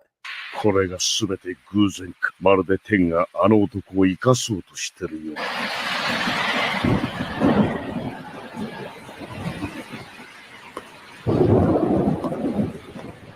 海賊か。それもいい。走れ走れ走れ！この俺を倒さなければグランドラインには入れねえと言った。さあ、それはどうか。てめえはここで終わりだ。サンジ、先行ってろ。すぐ行く。お前を倒してグランドラインに入る。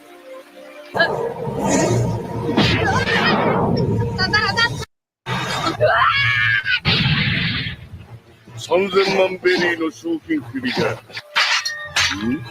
さあ、それはどうかな。なんだ？誰だ？政府はてめえの首を欲しがってるぜ。世界は我々の答えを待っている。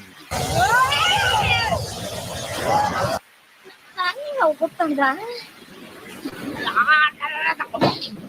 あいつ、あの特訓は何だったの？言ってこい。Chat, come on, chat. Keep it a beam with me, chat. Why are we sitting here and lying to each other, talking about y'all saw that massive green gust of wind? This is pre-time skip, pre-grand line. This is what this dude was working with pre-grand line. What are we talking about? And why are we sitting here trying to play on my boy Dragon's name like this? It actually upsets me. Because Dragon's already shown us. People are like, oh, we haven't seen anything from Dragon. Yo, come on. What are we doing? What are we doing? You're talking about we haven't seen anything from Dragon. We have the proof in the pudding right here. The man changes the dynamic of the island just by pulling up. He changes the dynamic of the island, for one. For two, bro, the dude is... I'm not going to do this. If you guys want to see him in action, go back to that episode and rewatch it. You'll be able to find out everything that you're looking to find out right there. That's all I'm saying. All right, man. Let me put my Hunter x Hunter opening song on. I'm about to drop the link If you want to join the stream, I'm about to drop the link and we can continue the conversation. I'll drop it in the stream here this time, just to make it easy. But everyone that is in the Discord, you should be able to see it. Fully Cooley says, "Well, can we say Dragon has done one thing for his son? Yeah, he saved his life. That's one thing he did. He gets no credit for it though, man. Give my man some credit, bro." All right. Drop that there. All right. Captain Nika says also read the Emmett wrote thing is Nami hype like a lot, and wind is actually supposed to be the mist devastating natural phenomenon. Man, yo, I'm not gonna lie. It's about to start cooking, bro. It's about to start cooking. There we go. Yeah, I'll put that one. I like this one better. My boy Za in the building. What's up, Za? Let me see. What's going on, bro? You good? What up? Yes, sir. What's up? Danny says he saved Luffy. He said he saved Luffy's brother more than Garp did. Yeah. Are you which brother though? I'm assuming you're talking about Sabo and not Ace. But if you're talking about Sabo, then yes, for sure, he saved him. That's the only brother you talk about. Yeah. Jane Chiefin says, okay with the Lake Show shirt. Hey man, what you know about the Lakers, bro? It was a gift. I'm a Nets fan all the way. A Nets fan, okay. Captain Nika in the stream. What's going on, Nika? What's goody, Mike? What up, bro, Neek? What's goody, gang? How y'all living? Man, it's another freaking day, bro. Another freaking day. My boy, Wiggity. Yo, what's going on? Hey. Yo, we here for it. Yeah. Go for it. Yeah. With the OG freaking. Zog gonna bring his eye back. He gonna come back. Yo. I'm about to say hat stand on all stream. Oh, he couldn't leave the drink. bro. Dang. You know what you need to get, Zog? You need to get the Odin hat, the flat top afro, bro. Facts. Get a hat for that. That'd be fire. Yo. Hey man, no, for real. There's a lot of hats down here, man. I ain't gonna lie, there is, bro. I want the chopper one in your painting. I want that one now.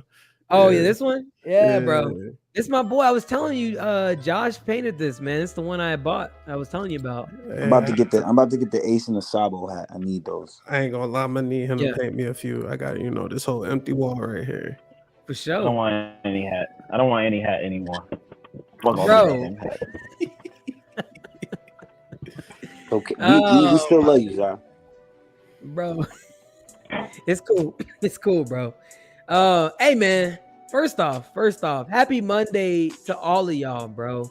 Good to see all of y'all. Yes, sir. We definitely got a lot of One Piece to discuss. I tried to not go super in depth with the manga talk, but I had to. And honestly, I need to make a separate manga day because what's happening in the manga, it's just wild. Listen, you make a manga day. I'm gonna have to tune in every day, man. Every time. I'm tuning in every day. You have a manga day. Yeah, that's what I'm here for. That manga sauce, but I'm One Piece period. But that manga sauce is a little different. Yeah. No, I'm let me figure it out. I'm gonna figure out the day, but we're gonna figure out the manga, man. We're gonna figure it out. Strawberry Baby says I'm in there like swimwear for sure. Danny says it's dope to have this many black people talking about One Piece. I found my space. Good work, y'all. Yes, sir. Yes, sir. W, yes, sir. Man. All right, man. Redface says we need more manga days. Okay. Yes, sir. I'm telling you, the manga days is a little different, man. It's a little raw. I mean, if that's what y'all want, then shoot. Wait, hold on. Zol ain't got a White Claw this time. Yeah. Wait, where the White Claws are? What we doing, bro? What's up, bro? I think his screen's stuck. Uh, He been making that weird face for a minute now. there you go. There you go. He back with the vibe. There you go, bro. Goopa says get Zaza a red hair piece. Shout out to Goopa. That's my man's right there. Oh, that's your boy. Yeah. That's my boy. He from my spaces. Oh, okay. Oh, W. For sure. W. All right, man. All right. Well, first off, what you got on your mind, man? What's on your mind, Za? I want Wayne to take that stupid ass hat off. That's all I. You already know that ain't happening. Whole stream, we gonna see how good you is with managing, bro. The hate is real. Yo, we gotta do something about the hate, bro. It's realer than the One Piece. Your hate is realer than the One Piece. Crazy. Hey, you know, we just out here healing, bro. Oh, everybody keeping Zoro in the fight. You know, hey, Beppo, hey, you want that stuff, bro? I got that stuff for you, Beppo. Boom, here you go. Go ahead, save the Chopper really whipping the pot. Come on, stop playing. Hey, bro, for real. Flickety, stop playing with him. Dang, bro. Keeping all the Straw Hats alive, you know, doing my job, doctor. Yo, if Chopper was at Marineford, Ace probably be. We're not giving the insecure crackhead. We're not starting the stream off like this. We're not starting stream off like this. Oh my god! I'm just trying to trigger. No, that's cooking. That's cooking, bro. Yes. Yo. Mixie on Instagram says, "Yo, that Law Hat fire. Where you get it from? I got it from my local anime store. Appreciate it. But you can get it on Amazon. Just look up literally Trafalgar Law Hat. You want to know why it's so fire, bro? Your hat, because it's like Law Hat looks like a regular hat, but then it's like at the back of his hat, it's like a weird buff. Like you would think he had an afro under his hat, but he doesn't. Yeah. Your hat looks like you got a full it makes sense that you got a mad dreads under your hat. It looks mad comfortable, bro. Okay. Oh, bro, this comfy. Yeah. It is definitely comfortable. Look, I'm squeezing my dreads in this straw hat, so bear with me. That's how it is with the straw hat. Sure. Nah, bro, and I got a freaking I got headphones under it too. So you know it's got a lot of room, bro. I'm rocking with this. My boy Liability, what's going on, Liability? Let's go. Okay. All right. So what you got, Nika? What's on your mind, bro? We gotta talk about Dragon. You was right. We gotta talk about Dragon, gang. Like, there's a lot of people still sleeping on the Dragon agenda. There's a lot that goes untalked about with him. People love to give Sabo so much credit, and Sabo's my favorite character. But people love to give Sabo so much credit for what he did at Marie Joie, forgetting that he's doing that under Dragon's command. You get what I'm saying? Like, it's not just that Sabo just went and did that because, you know, I see a lot of people that say that, but it's no, Dragon, he's been waiting so long. The revolution happens one time. Dragon cannot make any moves before that. It has to be one time. The revolution should not be televised. So when it happens, you know, it's just gonna be. And then I just found out that marking on his face, each sign is a sign of why you're supposed to be patient for your overall goal. So I'm not rushing Dragon. Take your time, gang. Okay. When he pull up, he here, man. I mean, the last panel that on 11/25 is making it look like it's time. It's looking like it's right now. Almost. It's not time until we see him moving. We need to see him moving. As long as he's staying still, I can't give him it yet because I don't want to be like, oh, he go next chapter and then like 5-10 chapters go by, Dragon still ain't do shit, and now I'm on Fry Watch, so I can't do that with my name. Nah, you're on Fry Watch by yourself. Nah. I'm not on Fraud Watch. Dragon, people put him on Fraud Watch. But Dragon should be on Fraud Watch. I think those people aren't understanding the story, though. You know, that's my issue. Yeah. Sure. I'm about to say, as far as understanding the story, I need to hear this theory on Dragon and Akinu. I'm about to say. Okay. I need to hear this too. Because if they were best friends, whoever came up with this is cooking. I'm about to say they served at the same time, kind of like Kobe and his little homie type thing. I don't rose up the ranks. I don't think they was best friends. I think they was rivals, but I don't think they was best friends. Because the three of Sakazuki, Kuzan, and Barcelona were all stated to be like the super rookies. Okay. If they were the super rookies, I definitely think Garp's son was either one of those super rookies or he was above the super rookies. So I'm looking at Dragon like Dragon's mad because that man who was supposed to be the forefront in the new face of the Navy, the one that everyone was championing as the new generation, Garp's son, he turned his back on justice. I thought we was all about justice over here. So now every time I see his son, I don't even call your son by his name. He's the son of Dragon because Dragon was the person that they kept comparing me to. And now I want smoke now. Straight up. That's how I look at that. Like it seems real shinobi brother of revenge-ish, but it doesn't have to be brother. Like if they were best friends, that'd be fire. But I don't think they were best friends. They were probably brothers in arms.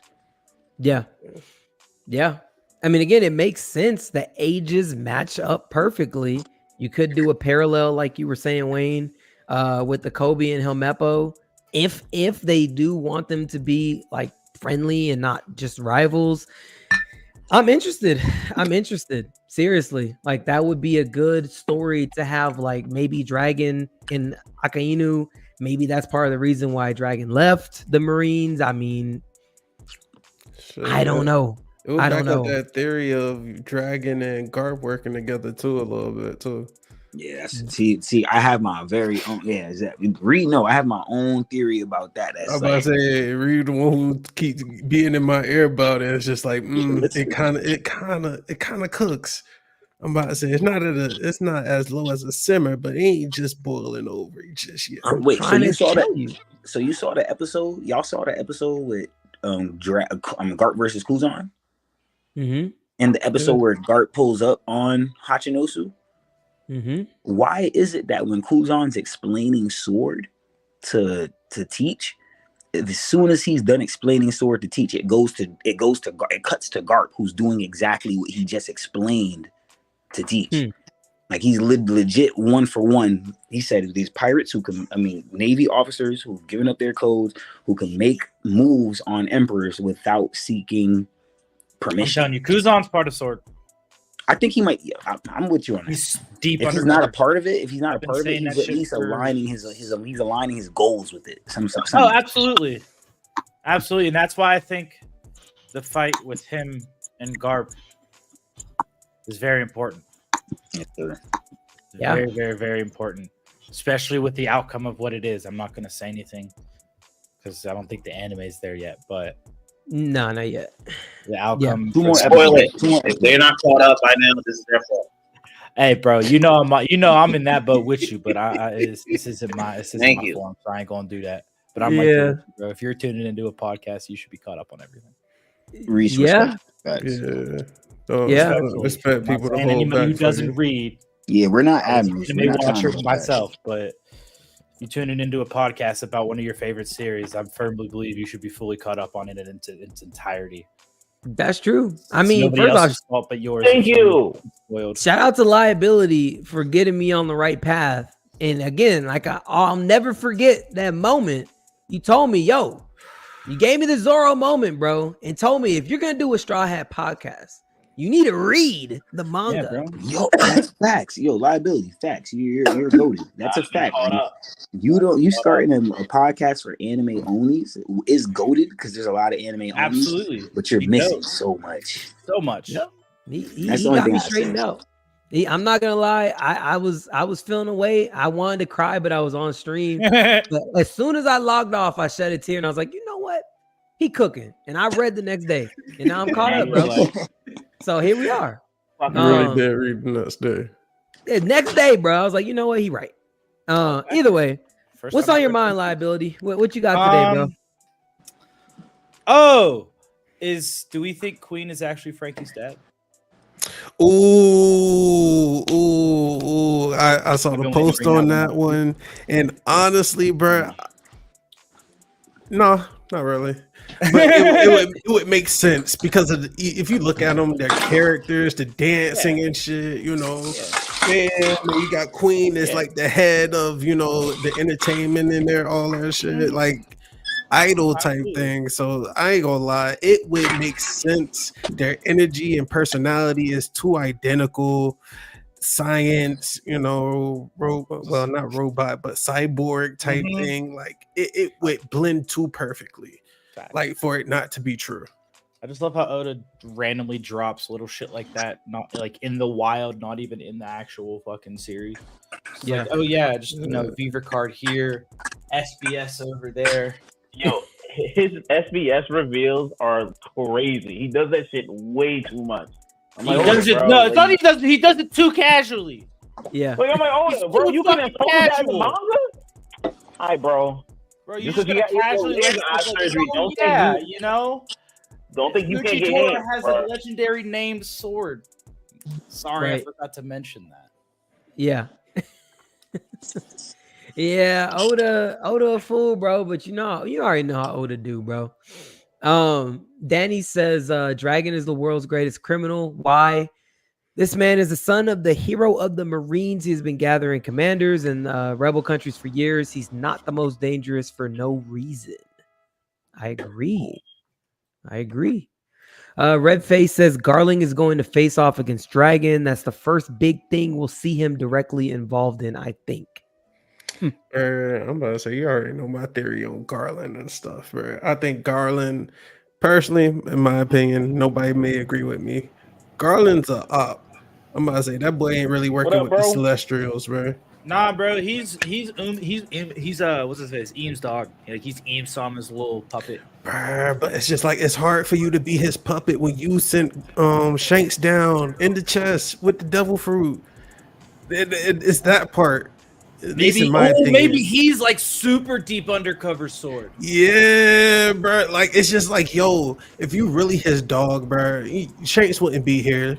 Shanks wouldn't have been on his own mission down low, handling, the devil fruit. Like, come on. Garland's interesting shit. Yeah.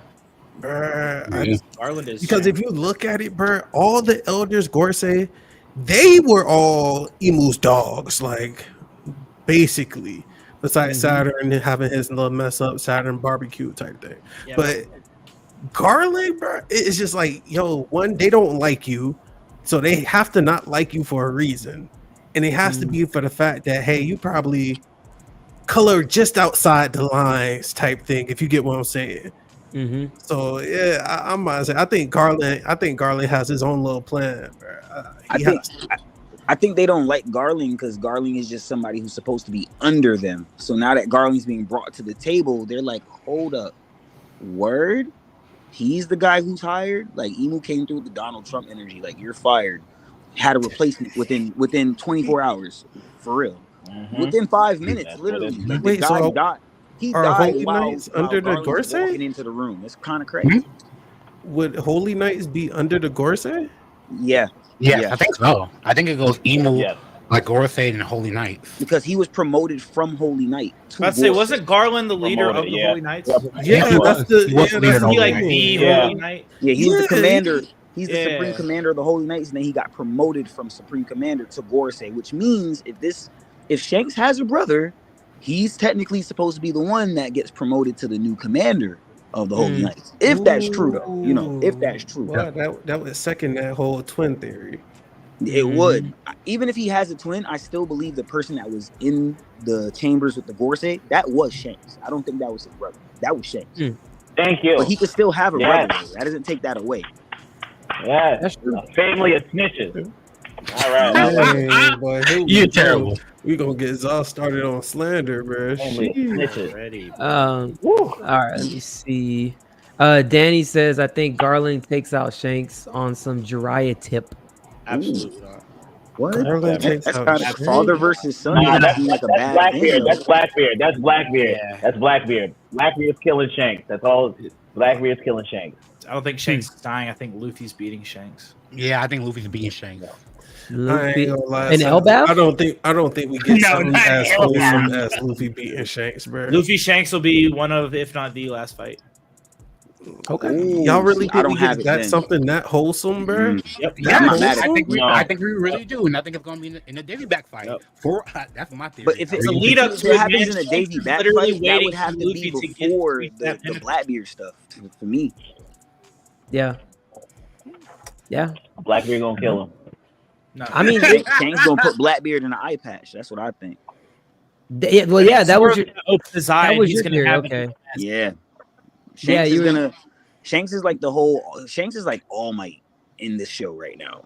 He's the peacekeeper. No, I'm serious. All Might's the symbol of peace. Shanks is the peacekeeper. That's what they call him in the data books. He's the peacekeeper of the world. You take out the symbol of peace, it's anarchy, it's chaos, mayhem, all of that straight up. No, so then we know the race for One Piece is real because the person that's supposed to be about peace, he's gone. So what now? Take out the symbol of peace, but make him go down with a good fight. Let him put Blackbeard in an eye patch. Respectable. Yeah, I mean that would definitely piss Luffy off for sure. If Shanks goes out by take an arm, bro. Take an arm. Arm would be crazy. No, he's already one-armed deadbeat. Just take his life. Just take his life. I need to take Blackbeard. I need to take something more than an eye, Get bro. a third devil fruit. I mean, an eye is real though, because remember Oda said when I show y'all the eye patch pirate, it means that One Piece is realer than it's ever been. The race for the One Piece is realer than it's ever been. When he shows us the eye patch pirate, that's what Oda said. So yeah, he said that would be like the end of the story, right? When the eye patch pirate pulls up. Yeah, we're gonna be at the end game. Yeah. So technically any chapter now we can get that shit. Who knows? Yeah. I could be wrong. It could be next chapter. It could be Gabon and eye patch. Fuck it, you know. That's 2 years. Hopefully next 2 years. Let's keep it going. Third devil fruit. What you say? Can you imagine? Liability. Third devil fruit. He said, when does he get it? No, I think he's going to get a third devil fruit. No, he has to. No, he has to. I think at this point we all agree that he has to. I thought it was gonna be Laws. Being honest, I was on that hype train. I thought it was gonna be Laws. That'd have been too overpowered. I don't think he needed that. Do you think it is gonna be a fruit that we've seen, or do you think it's gonna be something that Oda like pulls? It's gonna be. He's gonna walk. I'm telling you, he's gonna walk out with Kaido's fruit. He wants the most powerful of each. He wants the most powerful of each type. Kaido's fruit. He wants, like I said, he has the Quake fruit and he has the darkness fruit. He needs a fucking, if he had. But why was he after Boa's fruit though? For a member of his crew, bro. He's going after. He's literally giving each member of his crew devil fruit. Nah, but the context was clear at Amazon Lily. He said he told his crew, "Don't do this. You can do whatever you want after, but I want that devil fruit." I think he wanted that for him, man. Well, in a way, it would kind of reinforce like growing his crew if he used it in a that type of way. He would use Boa's thing to control any other pirate crew or anything and really achieve whatever goal he needs type thing. I think he has a specific person in mind for each of for the warlord fruits. I think he is a specific member of his crew in mind for each one. I think he has a specific plan for Boa's fruit, but I don't think it's for himself. I genuinely he wants the three the most powerful fruits of each type. I mean, Boa's fruit is very relaxed.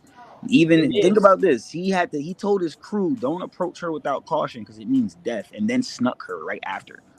Yeah. With all the power he has, snuck her. But would it really be that calculated? Because he was finna give fucking the flare to fucking Jesus Burgess. Yeah, he was finna get a flare to him, and the flare just doesn't seem like it match. Yeah, I don't think Blackbeard. I don't think has his own member on his crew yet. No, he got Katarina Devon. Yeah, Katarina Devon. She's the nine-tailed fox. She ate the mythical version of Bon Clay's fruit, basically. Because she touched Saturn, and we still don't know how that's gonna play into the future. That's another point. Yeah, I forgot to say that. Yep, I forgot to say that. Yep, she did touch him. Yeah, I'm curious to see how that goes. Interesting. Let me see. They're hopping out with a third fruit though. Danny says Queen being Frankie's dad doesn't do anything, in my opinion. The inherited will is what I see the most of, and Frankie and Queen view technology differently. It's not an important thing. It's just a funny little thing that Oda fucking did. Just be like, of course Oda just threw a random thing out in the wild. That's canon. Yeah. To me, I'm gonna be honest with you. It makes a lot of sense if you look at Frankie and look at Queen, just their gestures and how they come in. They want all the attention. They're dancing all the time. Low-key Queen also reminds me of fucking dude who raced Frankie. Tom? Yeah. Wait, who? Tom. Oh, okay. Like low key reminds me of Tom, so I feel like they hung out a lot together when they were younger. And then like when he dipped, I feel like he might have dipped because he knew Tom would take care of him.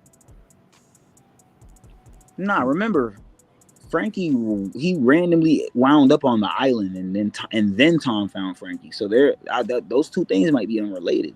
It could be possible that he probably knew him in the past and left the baby there on some Black Clover, Asta, leave him at the church type vibes, probably. Yeah. And then Queen was hanging with Judge and top scientists of the world type of shit, Yeah. Pinky in the brain, what we're gonna do today, take over the world. Oh shit, we still got the Vin Smokes too. Yep. They're still around. They're still doing some shit. Yep. What's Eno doing, man? Oh, he'll be back on the moon. Back with his army with the space pirates. I need him to come back with his army of fucking space penguins. He'll be. I was talking on another pod. Did y'all hear about the Burka connection with Yarouj and Enel? Yes, I know exactly what you're talking about. Mm-hmm. Y'all think that's gonna come to play in Elbath somehow? It should.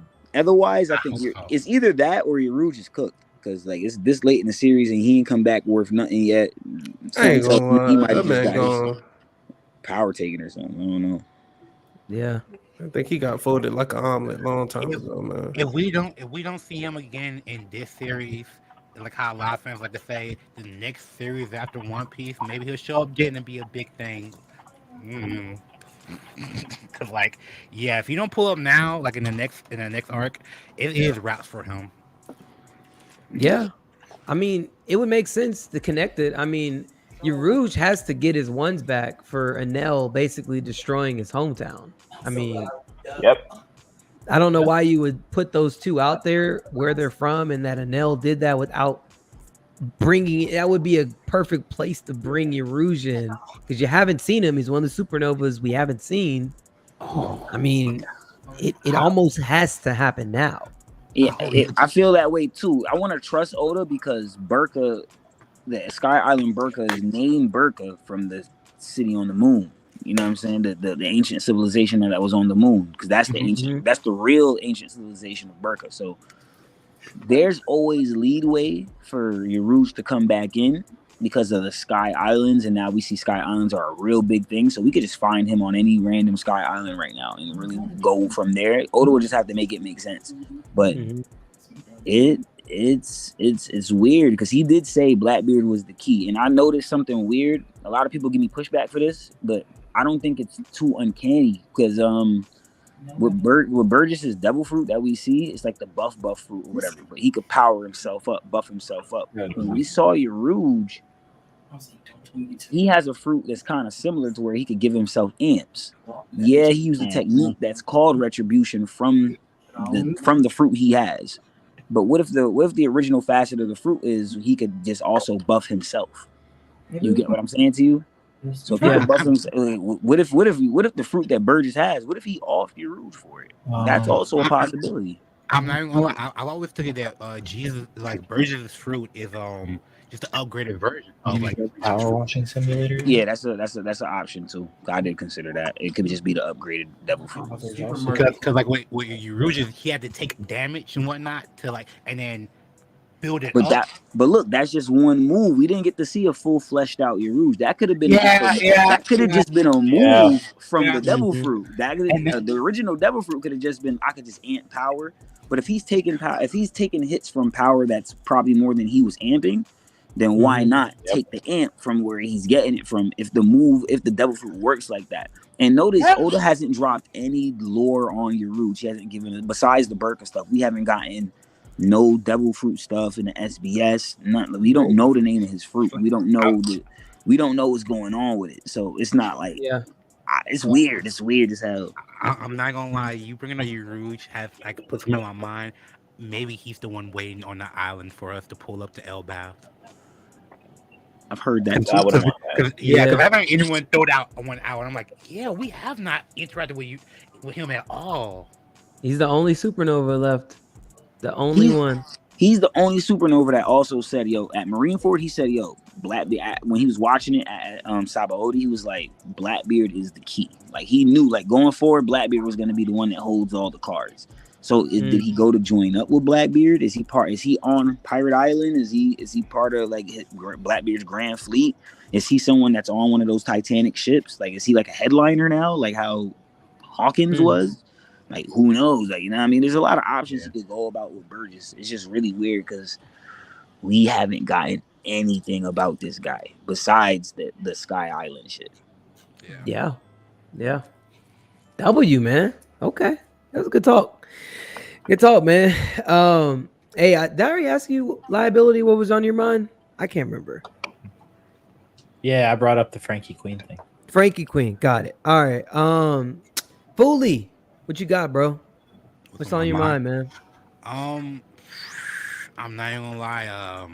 What's on my mind is like I have theories about like LBAT. Really, I'm just on the whole LBAT thing. I'm really excited to see like some of the things and theories that I've heard and like that I've made myself about, like especially like going off upgrades. Like everyone in the community is on. We might get like a power boost or upgrade with like the Strawhat in some type of way. I brought it up like last week when we were talking in a sense about how like the whole Odin's wisdom when you lose an eye and whatnot. I'm really thinking that like we might see a version of like hockey that's passed down from the Giants, because we really haven't seen any Giants really use any hockey yet. But like I think we might see something like that, something that's like Odin's wisdom that's like a high level of hockey, especially going off like, I don't want to say what Emu did was like hockey related or whatnot, but like we've seen that he's able to like communicate with the Gorosei from a distance. That might be like power related or hockey related, something like that, or versus all things and whatnot. But like I think we might see something play around with that, because like the voice of all things hockey really does play around with the whole mythology of like, you know, of Nordic mythology, especially with us getting like King Loki. Okay. King Loki. I can emphasize on that. All right, yeah, for sure. I told you this on our stream, Marie, when we was doing it on my live stream. I was basically saying, Wano, we get armament hockey, but it's called Rio. Skypea, we get observation hockey, but it's called Mantra. We should get some different reiteration of Conqueror's hockey, but with a nickname, whether it's like the Ikoku, you know, the swordsmanship of the Giants that Big Mom and Kaido even know, or you could literally say maybe because I think it's called Hakokushu or something like that in Japanese. That's what Conqueror's hockey translates to. We might get something around the whole the whole giant warrior spirit thing. But I think we're gonna get Conquerors in LBAF, and it's gonna be like, they're gonna show you like what Shanks knows, how he could do the Wi-Fi hockey. We might start learning how we could do that. Luffy might get some leadway on how he could do stuff like that. Who knows? Yeah. So would it really be for Luffy, or is it gonna be for Usopp? Because like I said, I'm trying not to get my hopes up. That was my next question. I think it's gonna be for I think narratively wise, it's gonna be everyone's gonna get a power up, but narratively wise, it's really gonna go towards Usopp. That's how I want it to go. I don't know if that's how it's gonna go. You know, I'm not Oda. That's how I want it to go. Where everyone. So if you see it going that way for Usopp, because I'm trying to picture this, bro. I'm trying not to be a downer. Trying not to be a Usopp slanderer. Let's say that. Okay. How do y'all see it happening for Usopp as far as his power up? Two things.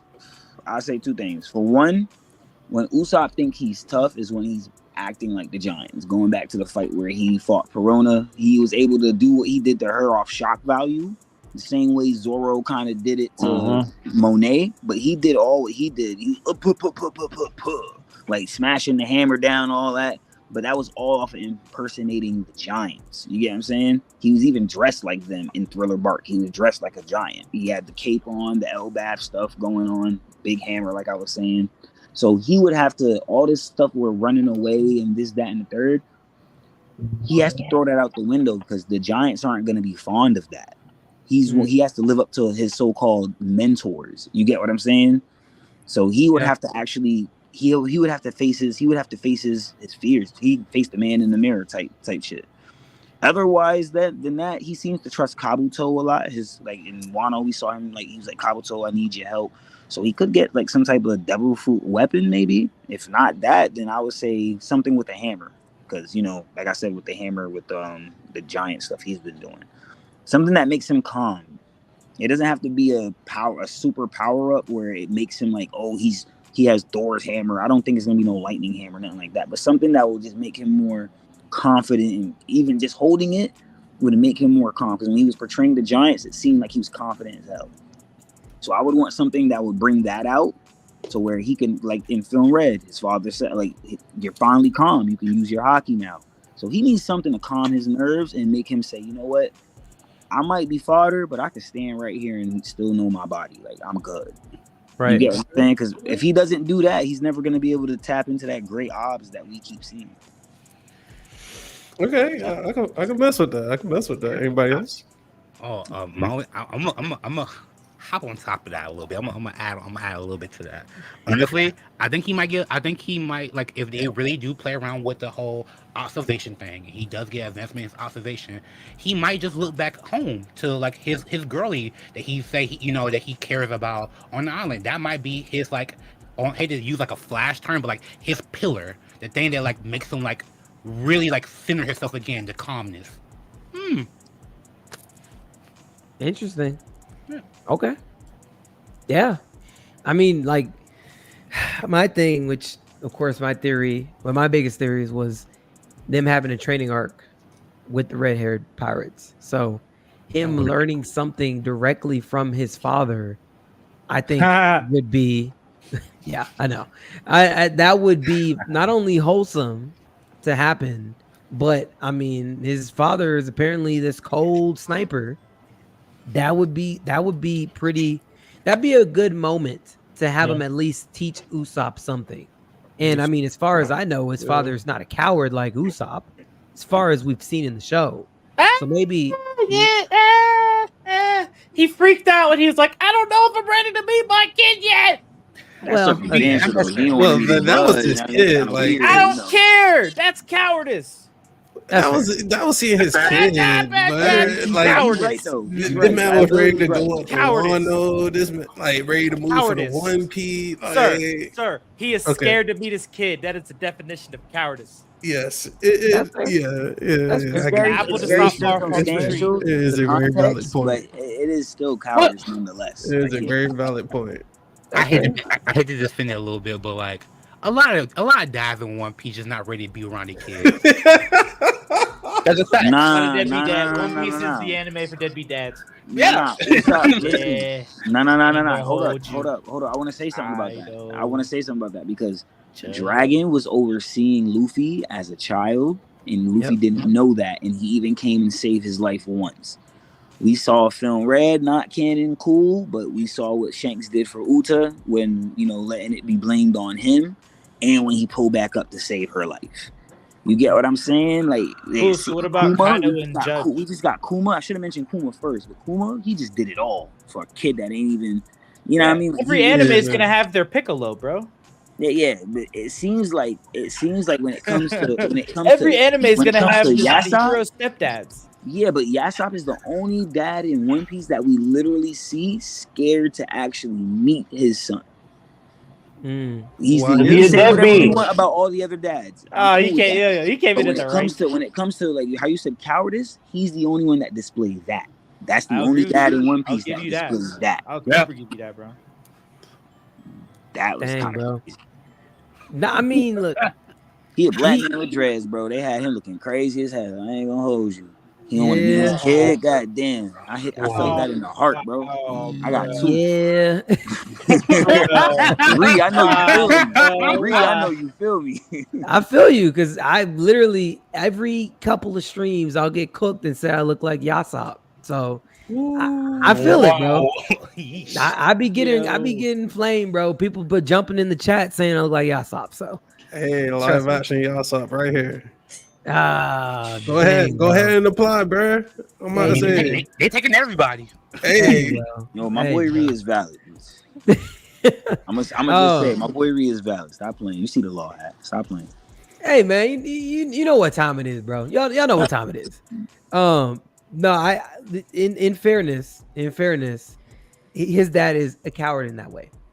But I think maybe if we look and maybe he's got like some internal trauma because really that was his whole backstory. Remember, running the pirates are here. He wanted his dad to come back. Like that was his whole arc.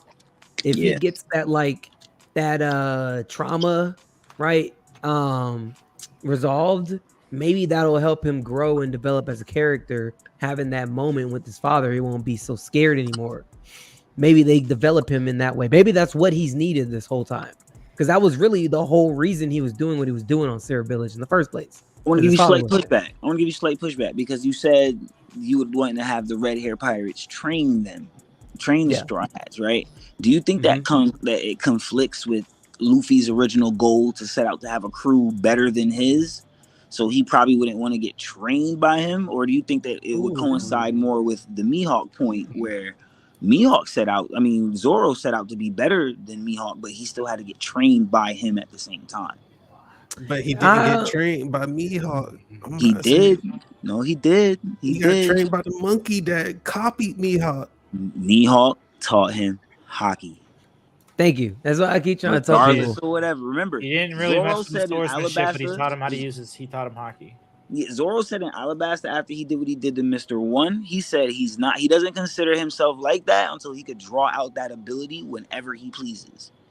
We see him practicing in Skypiea, we see him doing all of this, all of that, and then when we get to Zoro actually training, we get the little bit we got from the time skip from Zoro training Mihawk. It wasn't no swordsmanship, no sword technique it was a sword technique, but it wasn't no like sword as far as like no display portrayal. Like I'm gonna teach you the Mihawk arts. And it wasn't none of that. He said, "You're gonna focus on hockey.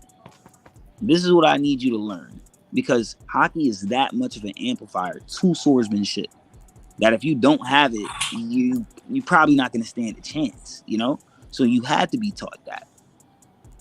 Yeah.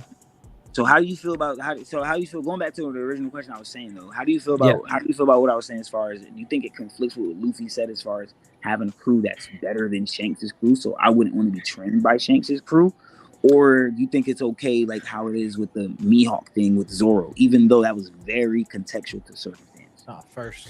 I think Luffy will allow this. I think he'll allow it. I think he'll realize that he needs to get to the next level. I mean, I know Luffy is stubborn, but I think he'll realize that the rest of his crew is not there. And if he really wants to contend with Blackbeard, everyone else needs this training. Yeah, everybody got to be on the same. If not the same, we got to be to a certain standard. Or maybe that Luffy? Oh, my bad. Nah, you're good. I was just gonna say maybe Zoro is the person that wakes him up and says, "Yo, we need this." Like maybe they do have that conflict. I don't want to train with Shanks, and Zoro is the one that tells him, like, "Yo, the rest of us ain't there." Okay, I like how you tying in with the plot. I like how you doing that. Yeah, I mean, because the Zoro's kind of always that guy to get Luffy back on track. Yeah, so, like, serious Zoro. Yeah, maybe he's the one that's like, "Yo, no, like put that aside. I know what you want, but we need to do this for the crew." You know, so like maybe that's what we get. I think that Luffy he's gonna have to. I mean, he is stupid, but he's not like stupid. No, and he realizes who his crew's gonna have to fight, and I think he'll understand that. So yeah, I think again, my hottest take is that Yasop is gonna get Usopp to be better as a sniper, and then Usopp will train with the Giants, and he'll get Conquerors. Okay. Look at the Usopp hating tearing a new leaf. He is saying Usopp. It's a beautiful thing to see, isn't it, bro? Zaza, take note of that. You said turning a new leaf, right? Take note of that. He ain't gonna take his own. He ain't gonna live by his own. On the stream yesterday, y'all was trying to convince me of the Brook stuff. I gave Brook his flowers. I was just pointing out where we gotta go back to that. We gotta go back to that. My thing was, I was not discrediting Jinbei. I was just saying Jinbei is part of a higher tier in the Straw Hats. Brooke is like a 3-point shooter who comes in for 7 minutes, hits a 3-pointer, hits 2 3-pointers, and he goes out. I'm not going to compare what he does to Jimbe. That's all I was just trying to say. I'm just trying to say what Brooke did was legit compared to all of the Straw Hats at that time, because Jimbe wasn't an official Straw Hat. He was like kind of like a Alliance member. That's all I was just trying to say. I count after Fishman Island. I count anything Jimbe do as after he shared blood with him. He shared blood with him. To me, you can't. I understand what you mean though. I can't lie. Jimbe's him. That boy didn't get his cup. He didn't get his cup until Wano or that's what I was trying to say. However you say the other thing, but yeah, he didn't get his cup and welcomed into the crew. Yes, he shared blood. Hey, yeah, I'm waiting for you, type thing. He didn't get that cup. Yeah, that's facts. That's facts. He didn't become a for real Straw Hat until then, because he technically he's in that VV. He's in that VV and that VV. Yeah, it's like an honorary Straw Hat until he really becomes a Straw Hat type. That's why I said of all the Straw Hats, I give Brooke the MVP of Whole Cake. What Brooke did, listen, we love Luffy and Sanji, but what Brooke did, he was in the shadows. He was doing what he had to do. He was doing what he had to do. Without Brooke, they don't succeed. Without Brooke, they don't succeed in Whole Cake. Period. It's true. It's true. Excluding Jimbe. Facts. We gotta keep emphasizing the excluding Jimbe on that, because without Jimbe, we don't do nothing. Earlier when he was screaming by himself, and I was so glad he said it, because that was the whole point. I was trying to drive home last night, and y'all was trying to cook me for it. But without Jimbe, we don't. They don't leave. Big Blue. Their ship gets destroyed by Big Mom. They get eaten up by the fleet. There's no green room. There's no let me hold me and my fishermen. Let me fight a Yonko by myself while my fishermen take on the fleet. The entire fleet. There's none of that, bro. Big Blue is that man. Like, not even that. Jimbe's like big brother once again, bro. Like it's crazy. You have to remember, Jimbe is the one who rallied the Straw Hats after Beige. Pedro died. Remember, they're all like crying and stuff like that. He's the one who has to give the speech to say, "Yo, get y'all shit together. We can't do this right now." That's why when I say Jimbe, I give Jimbe. I can't put Jimbe because Jimbe is a captain. Like, he was a warlord. Exactly. Luffy, Zoro, and Sanji all have captain-like tendencies. That's why I'm not gonna give. He was a captain. Like I'm not gonna put Brooke in there. Big Blue. Jimbe's a former captain himself, so he knows how to move. He knows how to move. He's seasoned. He arguably has the most. No, he has the most experience. He's the most experienced pirate on that crew. That's a fact. That's a fact. He's Oda already said in the Viva card, if Jimbe played a family role, he's the father. So wait. Absolutely. So we're saying that Jimbe is more experienced than Brooke? Yes. We're saying that you see why I brought it up? I'm about to say, but Brooke, the one who said, Gold D, them youngins. That means nothing. That was a time. In terms of experience, meaning that he oversaw the king of the pirates. He oversaw all of that. What? Like he's really trained him. He was on the in hockey. Oversaw. Age doesn't equal experience. That's a big word. Age does not equal experience. That's what I was trying to say. Yeah, that's a time stamp. At the time that Brooke was a pirate, Goldie Roger had just became a pirate and was an upstart. That is it. That is all that line meant. It didn't mean, I trained that young nigga on an island and now he really he was not. Brooke was not doing that. No, he was only a whole warlord. He was a whole captain of his. Nah, man. Bro, he was only promoted. When we met him, he was respectable enough to not even be under Whitebeard, but to be allied to Whitebeard. Facts. Everyone else we meet in is Whitebeard pirate. Blah, blah. He's allied to Whitebeard, bro. No, I agree. You know what I'm saying? And then he's allied to Big Mom post time skip, and then and that's just for the sake of his island. So it's like he did it for both. That's the both reasons he did that. It was for Whitebeard and it was Big Mom. But for Whitebeard, it was more gratitude, and for Big Mom, it was more servitude. All right, I totally agree. Like, listen, that's not. I don't even think. I think we lost what we were starting with. I just no. That wasn't for you. That was for Broski with the chopper hat. What's say your name again, bro? My bad. Wayne. Wayne. Yeah, I'm Kez or Nika. But what's it called? Because he was asking about the experience. But this is why I was pointing it out, because I was talking about it on my stream last night. I was like, I kept pointing it out to them that we got to talk the experience thing, because Jinbei, they're both former captains / vice captains of a crew, and I felt like Pedro died on the ship. That was Brook right there in that moment. He couldn't hold it down. When we could say, oh, that's because Katakuri was there and all that, but we just got to blame that on Brook. You just not an adequate pirate. You're not up to that standard. And don't get me wrong, I don't feel like we should hold Brook to that standard. No, I'm cool with that. But we can't let it be that. But that's a convenient excuse because he's on the protagonist's team. If he was another character on another opposition side and he was like that, we'd have been slandering him, calling him trash. Oh, he's trash. He's this. He gets no diff. But we don't do that to Brook because he's just with Luffy. And I just that's a little disingenuous when we exclude him and then compare it to Jinbei. You know, it's a little. I get what you're trying to say, but I think we're all just trying to say like that's not Brook's role. Brook's role is not to take on someone like Katakuri. No, I would never put Brook in that type of situation. Brook is the Kyle Korver of the Straw Hats. Thank you. But that's what he's supposed to do. But he's right. Kyle Korver of the Straw Hats. But no, that is okay. He is there for a reason. But the thing is, I didn't say he wasn't there for a reason. He's definitely there for a reason. Oh, you know. Yeah. No, I agree with you trying to say.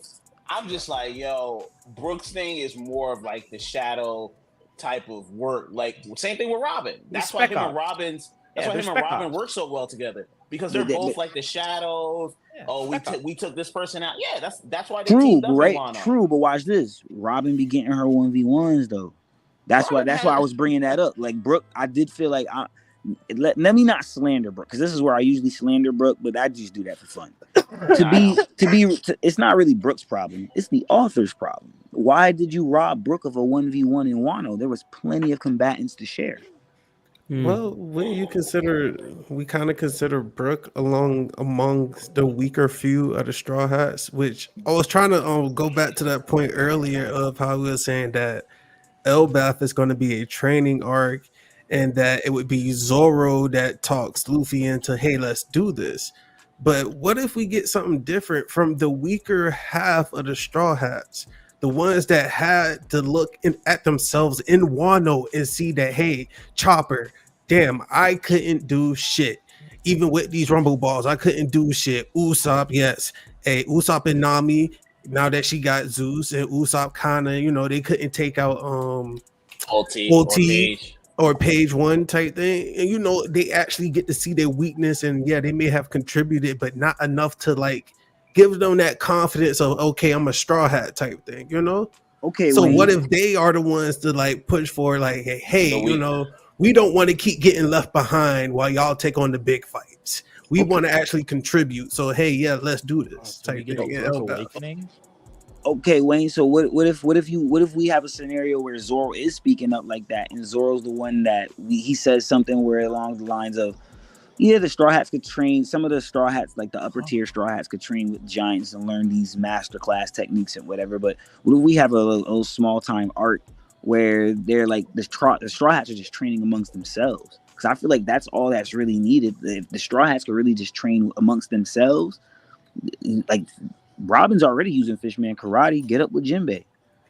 Yeah, why not? Brook is a swordsman. Get up with Zoro. Spar a little bit. Y'all ain't never sparred before. I ain't never seen that. Y'all both swordsmen on a ship, and y'all ain't never sparred before. Nami and Chopper gonna train with the weak trio. They could train with Sanji, to be fair. But Sanji will be too nice to them, and he won't get the proper results. That's the problem. I agree with Zal on that one. That's the problem. True. With the Nami part, I agree with you on the Nami part. He'd be too I definitely think he'll sauce up Chopper and Brook, and Usopp. But I agree with you on the Nami part.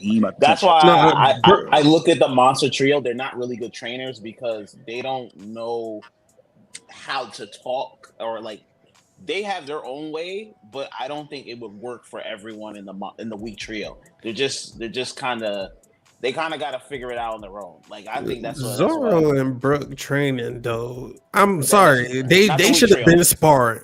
Yeah. Thank you. I say being real about it. Yeah. Like no, because that made so much sense. It's just like Zoro and Brook should have been sparring on the ship when they're trained. Like that should have been a thing, bro. Yeah. Like Yeah. That should have definitely been a thing already, bro. I felt like that should have been a thing. Like Chopper has the whole kung fu point. Well, you should be sparring with Jinbei. He a kung fu fishman karate master. Like, what we doing? His Like, drugs I don't really, last long. I'm just saying it would have been good if we would have got these little fights, because then Jinbei we either teaching fishman karate or Jinbei, because Jinbei is literally the father of the crew. If anybody could teach or guide somebody on some arm hockey type shit, I definitely think Jinbei could share some pointers. Yeah. Why not? Like that's Jinbei, bro. What do you think about the Straw Hat? Because we've been going on. I want to hear what you got to say about this. Okay, real quick, because I hear you guys. I see these comments on Instagram. I've been seeing those too. Just run me over the main topic of this. I promise I was paying attention. I'm sorry. I promise I was paying attention. Me and Wayne got into it. We was basically talking about like what would the straw, like how would the Straw Hats power, right? How would they power up, like if they went to Elbath or whatever? What would be how would they get up there on that level? Basically, how would it come to be? How would it come to fruition? Wayne was basically saying, Zoro will be the one to initiate the talk because Luffy needs that. Got it. Okay. Yeah. Which I agree with. It. I think it would be Zoro. Or I mean, hey, crazy thought.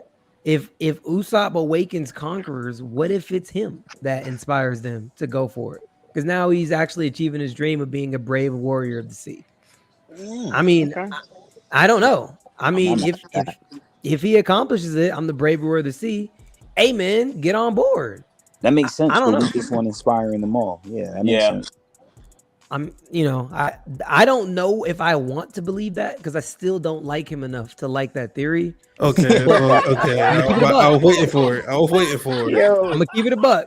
But I'm just saying because I feel like I'm glazing Usopp right now, and I don't like it. Nah, you're not. You being open-minded, bro. You just being open-minded. You have given Usopp a lot more praise than I've ever seen you done in the 3 months that I've known you. Yeah, this not glazed, bro. You just being open-minded. Yeah, that's okay. That's being unbiased and open-minded. You can make all the statements all you want about me, cat nigga. I ain't open up shit. All right, I'm going to stay 10 toes on. I know the slick talk you be throwing out there. You being open-minded. I'm like, because you be slandering. You take if I crack the window a little bit, you on it. Mm-hmm. Like, no matter what it is, when it comes to slander, you're like top tier. I can't lie to you. You're a top tier troller. There's no troll. It's how I feel.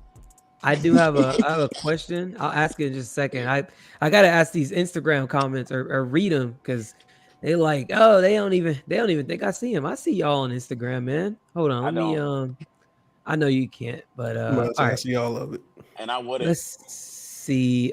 Children Mill says Brooke is the Patrick Beverly of the Straw Hats.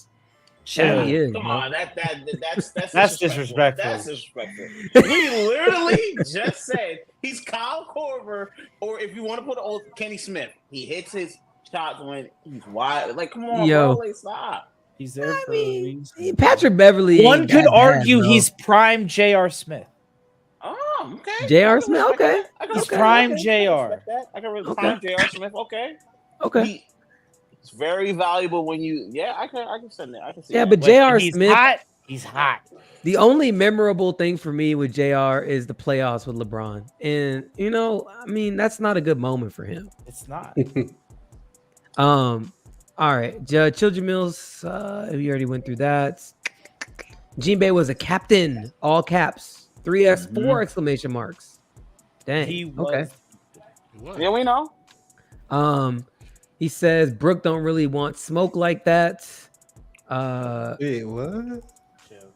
But we just said that. Like, Brooke's not a like all out fighter like that. Like, he's like, I'm walking past you and then I cut you. Like, he's like that type of person. Remember what he did to Giola. You gotta give him time. He reading the comments, so he can. Yeah, I know. I'm trying to hold back. Oh yeah, yeah. These are backed up. Hold on. Yeah. No, wait, no. All that. I'm gonna say what I need to say. They're gonna hear this. They're gonna hear this shit. All right. See what I'm saying? No. Comments gonna get Zaw started, man. He said Brooke just wants to play music and look at Tigo Biddies. See, yeah, look, I'm waiting for the Bink Sake single, bro. We going diamond. Listen, bro. Yo, he said Brooke. Adam first day. Brooke fades Zoro. See, you see how someone just takes it out. You see how someone takes it out of proportion. That's not even what we said. All right, it's not anything what we said. Whatever you're smoking, pass thank it. you. I need some of that. Whatever you smoke, yo, because it's crazy shit. I ain't gonna lie. I don't think. I want to know what it's like to have Zoro. logic. I don't think we need that. I've never heard that. Who says some shit like that? I feel like I know exactly who said that. That's crazy. Yo, he said Brooke don't want to be strong. He just wants to protect his friends. Okay, but you have to be strong to do that. You also got to think about Brooke really didn't train during the 2-year time skip. He was Wait, whoa. Time. Hold on. Y'all tripping. I'm about to say after the time skip, he came back being able to do the whole ghost thing. What y'all mean? Being able to separate body and spirit? He didn't get that through training. He got that through like something else. That wasn't training. It happened in the time during the time skip, right? But not through training. That's what we're trying I'm about to say, but him playing his music and being on tour is his training. That's cool though. I won't call it training. It was just it was like a effect of him being locked down there. Well, I mean, yeah, he was in the slump. That's where that came from. That wasn't. I'm sorry, bro. The comments. He was in the hood. GSB. What's up, Groovy? Groovy's in the chat. Yes, I hope I'm saying this right. He says Zoro beats Kid easily. What do we think about Sanji versus Kid? Oh boy! I ain't gonna lie, Sanji took him. I didn't even want to. Oh wait, no, he can't. If his exoskeleton's metal, the kid got full control of him. Boom. Yeah. So I don't. That's why I said I don't want to get into his mad technicalities, and I just don't think Zoro because kid shit is awakened. It's just like, what are we doing right now? It's okay. See, I'm telling you, we're gonna end up arguing all night about this. I'm telling you. The skeleton thing. I'm just like, yeah, man. Yeah. Okay. Yeah. Okay. Let's see. That's Zay says he says honestly, I don't think Brooke can get past Tashigi right now. Oh my god. What? Dang. What do y'all think about that? I say this. I think it'd be a good fight. I think I was just about to say. That's what I said. I think that would be like a high diff, extreme diff between the two. That'd be a good fight. Yeah, I think it's a good fight. I'm okay with that actually. You also have Brooks. Isn't Brooke the fastest Straw Hat of the whole crew? Right? Brooks the fastest Straw Hat. I think he was. I think there was a time he was. I don't know if he's still fast Straw Hat. Yeah. Probably pre-time skip. I mean, that's what I'm saying. There was a time in the Viva cards where he was, but that's been up. I think that's plentiful been updated. Zoro then outclassed that feat with Apu at Wano already with the one shot when Apu didn't even know he got hit. Same feat. So yeah, Brooke not the only one doing that now. So the 3 steps. Yeah. No, that'd be a good fight. It would. I'm gonna say, have yet to see the both only of them reason really fight for their life type thing. Because Tashigi has ornament. That's the only reason why they're saying it. Because Tashigi has ornament. That's how much hockey matters, bro. Yeah, I mean Brooke doesn't have any hockey. So. No, I know. We don't know that. No, he doesn't. Brooke doesn't train because he's a bro. We could say almost every swordsman has some type of hockey. Almost every swordsman in some type of way, shape, or form, rather it be observation. Yeah, because Brooke is alive and he relies on devil fruit. His devil fruit allows him to interact with the soul. That's why when he cuts things like Prometheus or not Prometheus, but when he cuts things like Zeus, he's able to cut that because that's made from soul. Yes. Besides that, Brooke has no real cutting. He has all his cutting feats are only towards that. Zoro has all the other cutting feats. Zoro or Law. When it comes to like what we get to see as far as display for swordsmanship, and we know we tie Laws to devil fruit. Zoro is like raw swordsmanship. See, Brooke doesn't have any hockey feats towards it. Chill Mill in the YouTube on the IG is asking like, "Yo, do we know all of Brooke's abilities?" His Viva card doesn't have him stated with any observation or armament. Not that I've seen. No, it doesn't. It doesn't. Yeah, Zoro, Sanji, Luffy, they all have their statements for certain hockeys and whatnot. Jinbei, even Yamato, her recent Viva card says it. But I haven't seen it for Brooks. That's all I'll say. Which is crazy for him being a pirate and a captain at that for so many years. Talk about it, Ree. I mean, it's kind of crazy. You were a pirate before Roger, and no hockey, none. You were in the Grand Line. He fast, man. He's fast now. He wasn't fast when he was alive. Exactly, he's fast now because he died. I mean, what are we saying about Brooke? Listen. I have just said Brooke is part of that. They're not the monster trio, but they're that weird. We do things in the silence type trio. The Frankie, Robin, and Brooke. That's what they are. They're part of that trio. But don't you think that's kind of embarrassing coming from a pirate captain down to just being reconnaissance? Nope, no. Because I never looked at Brooke as that. Knowing your position. I mean, I know you never looked at him as that, but that's what he was. Okay, he was in the Grand Line as a pirate captain. I don't want to be unfair to his position because as soon as he got named captain, they ended up in Moria. Moria ended up catching him up in the fog. Like, I'm not. So I don't want to get too much into it, but I just say this, I just feel like even if we don't say, I just think Oda has done Brooke an injustice by not at least giving him the slight 1v1. Like, if people can say what they want, but that's just how I feel. Like, I slander him because there's a window open to do so. Like, he hasn't got a 1v1. Like, Nami and even though Nami and Usopp got help with Page One and Big Mom, they at least had better moments. Like, Brooke actually has no moment in Wano.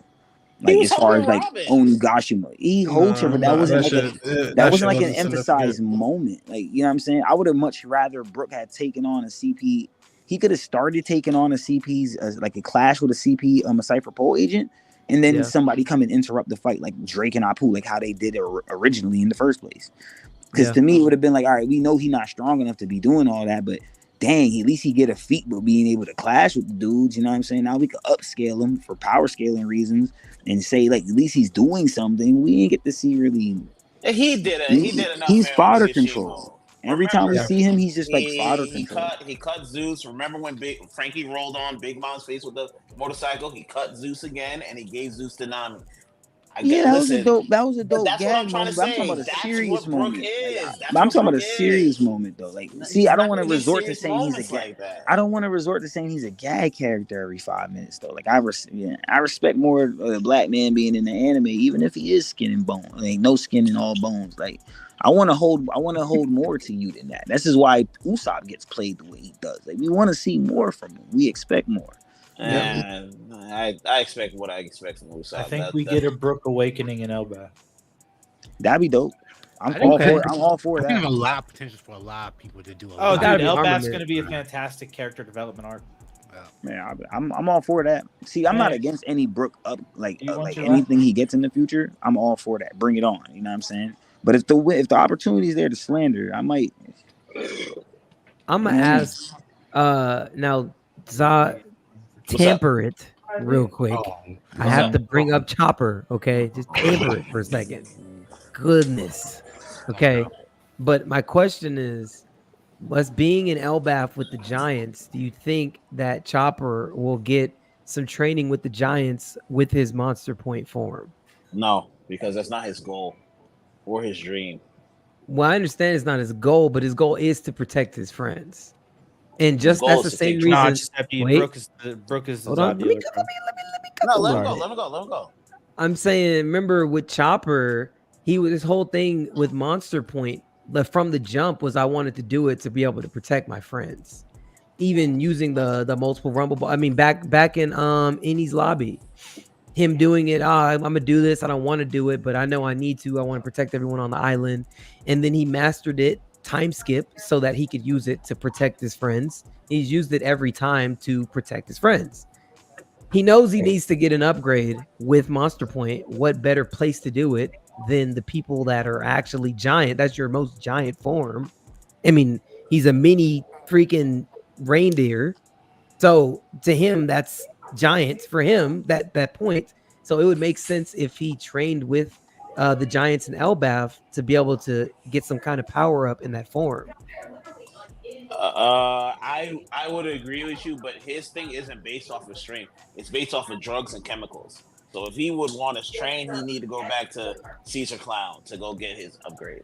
No, you're wrong, Zah, but you're on the right path. You're wrong, but okay. Yeah, you're wrong, but you're on the right path. You're on the right path, though, because literally that last part. Yeah, no, what he does is he studies the DNA, the blood of something, bruh. Because you gotta remember with the kids at Punk Hazard, and what Caesar was trying to do with that, he has all that. He has all that knowledge by now because he had to create an antidote or a medicine to help, with the side effects of the drugs and stuff. So now that he's gonna be there with the Giants, he'll have literally the perfect opportunity to take some blood, take the results of what Caesar was trying to do, combine it, make it into a monster ball or candy. Don't forget about Lilith, bro. Lilith is there too. Yeah. And Lilith is the one who gave the giant kids the reverse medication to de-gigantify. You know what I'm saying? So with that being said, if Caesar was able to help the Rumble Balls that much, who knows what Lilith Vegapunk is about to do? Like it could get mixy. Also, maybe, and this might be a stretch, Law and Beppo make it to Elbath, and Chopper gets more info about how the Rumble Balls affect other creatures now. Because I believe that what he gave to Beppo was very, very experimental. Mm-hmm. Especially because it was not him that was eating it. He was using the guinea pig. Mm-hmm. So I feel like he could come in, like, I don't know if, but maybe he finds out that like Beppo somehow gets word to Chopper that like, hey, this shit worked. And Chopper's like, oh, bet. Brings that in as well. Yeah. There's a lot. Like I said, I think Elbath is going to be a very, very, very big character development arc for, like you guys said, the lower tiers of the Straw Hats. Why do you guys think, since I'm rocking my law hat, actually, hold on, before I ask that, let me make sure I don't get too backed up. First off, I got comments here on Twitch, so let me hit those first. Yeah, let's see what they have to say. Oh man, I was backed up on these. Cooking. This is the old, when we already stopped talking about this. This was 10 minutes ago when we were talking about Sanji and Kid. He's asking, is it metal or as strong as metal? His body, Sanji's body. I think it would be metal or stronger than metal, probably, or just as strong. Because, his leg bent up in Wano and then, he just paused, but no, I guess not paused, but beat it out of place, Hey, yo. I actually wouldn't know how that works, too. That's crazy. I never thought about that. Come on, y'all. Be able to completely control Sanji. Because that's how I look at it. That's how I look at it with Kid and Queen. Like, if Kid fought Queen, Queen gets dismantled. Like, it's not a question. So would it really be like that for Sanji? I don't know. I guess I see what you're talking about. The technicalities to it. Yeah. Okay, let me see. Man, I'm backed up. Nope, I already read that one. Nope. Sorry. Dang, I went too far up. Okay. Y'all have been commenting tonight. People good taste. Okay. We already talked about this. Anel having a role. We talked about it potentially being an Elbath. That would be cool if it was. We already talked about that. Jin Chiefin says, I just think Brooke not being able to be killed off by someone is crazy, besides being thrown in the ocean. That's just devil fruit, so you'll be okay. Fuji is back. Strawberry says Elbath better go crazy. Agreed. Chopper the Za dealer. Yeah. Don't put my name in anything like that. Don't put my name in anything like that. I swear to God, don't put my name in anything like that bullshit ever again in your life. Oh my God. And then storms off. Chopper makes the drugs. Brooke sells them. Ooh. Okay. Zod caught a casualty off contact. They need to stop disrespecting my boy Tony Chopper with his bounty though. Yeah. Yeah. Don't worry, brother. We'll get The there. bounty deserves everything that is about it. You see how he's Chopper- on timing for every reaction? That's Slander, crazy. sir. Chopper plus Lilith plus Elbaf equals Monster Point 2.0. No. Honestly, I hope it goes back to like being very fearsome and not so like kitty.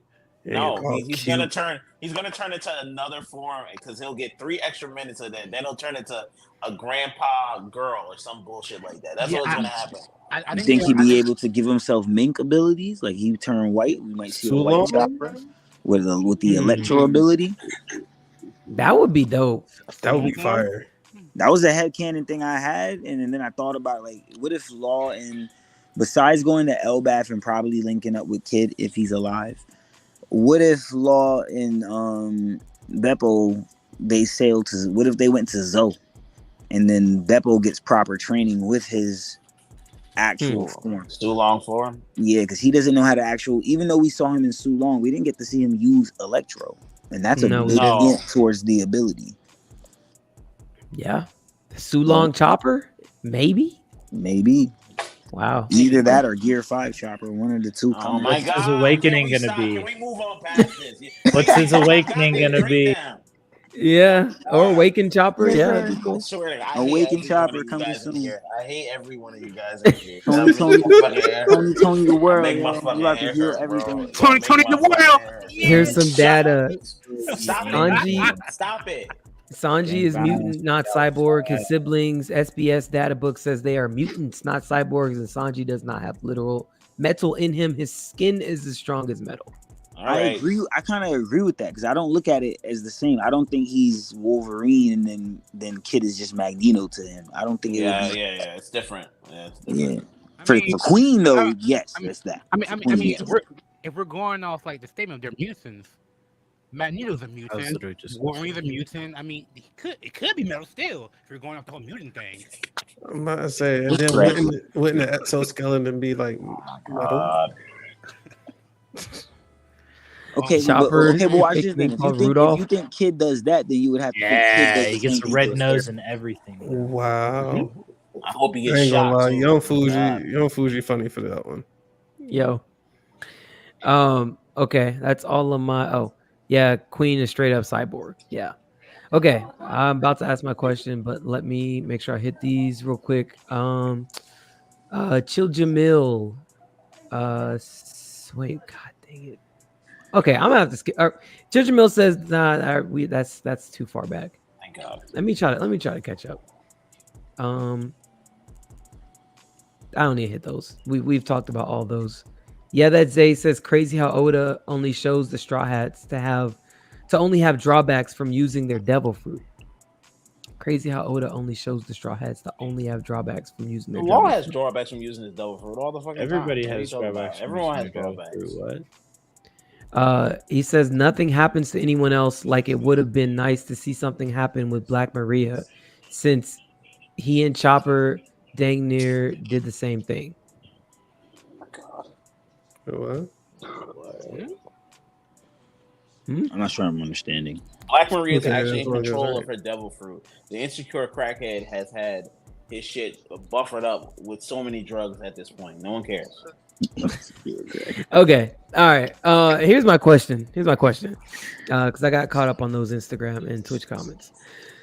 Why, since I got my law hat on, why was my boy Blackbeard smiling at the blood on the ground when Law swam away? What's up with that? You can make a Vivre card. I'm about to say because something with blood deals with the devil fruits. Even Vegapunk confirmed it, and that's how he was able to recreate Kaido's fruit. Vivre card. That's a very interesting point, Reed. I had never been asked that question before. I actually had no idea. Vivre card. He can use it to find Law. Remember, he wants that eternal life. Bruh. Because then that begs the question: Why were the Blackbeard pirates really on Egghead? It couldn't, because they said when they did what they did to Saturn, they said mission complete. But that I know full well that wasn't the original mission. That's something they got along the way. They were there for something else. because it wasn't public knowledge that the elder was even on Egghead. Right. So they were there for something else. So now I'm thinking all scientific because now you're talking about the blood. Oh man, that's wonky. Yeah, because remember in the episode, he looked down. He was upset until he saw that blood on the ground. He did. Definitely did. I never thought of it. Oh. I don't know. I mean, it's I don't know. The Viver card, I've seen that being a possibility. I mean, to Wayne's point, possibly being able to recreate some form of Law's devil fruit with just a little bit of splatter that was left on the ground. Pause. Yeah. I don't know. I mean, it's definitely something to think about. So did Blackbeard get Law's poneglyphs? No. So a Viver card is not a bad idea then. Yeah, I mean, well, I'm trying to remember how they said. Didn't they say like Viver cards are made at some like shop or something? Is that not what? Yeah, you need a hair, finger, or some type of DNA, nail, or something like that. You need a little bit. There might be a little bit of hair in that hat, and you're gonna use that. A Viver card is made from the parts of a person's fingernails, which is made into the paper. So then he might not have enough to make a Viver card. Then, I mean, if he just has blood. He might. Who knows? You got Doc Q. Maybe that's the person who cooks him up. Yeah, I'm not even gonna lie. I kind of just took it. Him looking at that is like, hate to say, kind of like straight to the point. I really kind of took it as like how if you see Luffy's hat on the ground, it's like, oh, I won. This is a W. This is a straight W. You can't tell me anything else about it. That's your pride right there. Yeah, Lago's crazy for his hat. Yeah, like we don't know that we know as fans that he's had his cat since he was a kid. Blackbeard doesn't know that, but like, it's your pride in it, boy. I won that. You ran, you ran not tail between your legs. Your second mate might have his tail between his legs, carrying you away in the ocean, but no, it's facts. That's how I originally took it, because to me, I looked at it as just a parallel scene to Ace when his hat was on the ground. So I definitely felt that. Being open-minded about it, I definitely could see the whole thing with the blood and it. It could be up to anything, I didn't, because I've never heard that theory thrown on the table before, and that's very interesting. Yeah, that's what I was saying. It's the first time I heard it, so I was just giving it some thought. That it does sound it sounds like crazy. I'm trying to pull up the clip really quick if I can. Hold on. 1 second. Might be able to get it.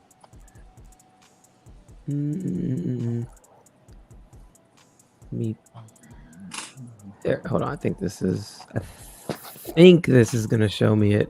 Let me right here. Okay, hold on. I'm about to share my screen. Well, actually, let me find the. Here he is, right here. Hold on. Is this it? Yes, this is it. I think. Hold on. Let me just share my screen so y'all can see me, because I know I'm literally just saying stuff and y'all can't see anything. Let me try to find the spot though, because it's after. Yeah, when the white eyes and all that type of stuff. Yeah. All right. Is this it right here? Yeah, like right there. Yeah, right there. All right. 新世界ビナー島にて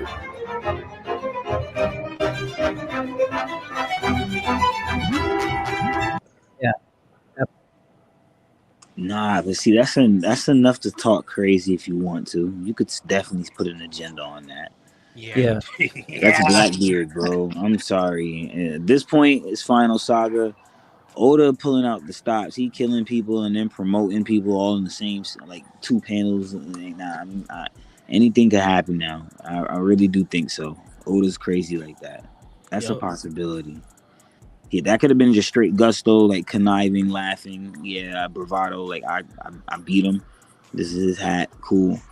Or that could be, okay, I got blood on the hat. Let me take this to whoever it is, such and such, and let's get some samples running.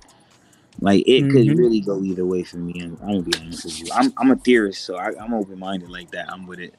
I ain't gonna hold you. Simondo 93 said maybe Law's hair is in the hat. It don't matter. The hat has blood on it. He's good. Whatever you want to do, the hat has blood on it. He's good. He's done. DNA's there. You don't even need hair at that point. There's blood on it. I mean, and if you are talking Viva card, then yeah, hair is there, but there's blood. You could do whatever you want now off that. That's crazy. Then he goes to Egghead. Then he has people at Egghead, the scientific like the safe haven for science. It's great. No, I ain't gonna hold you. Like, nah, it's a little different. Okay.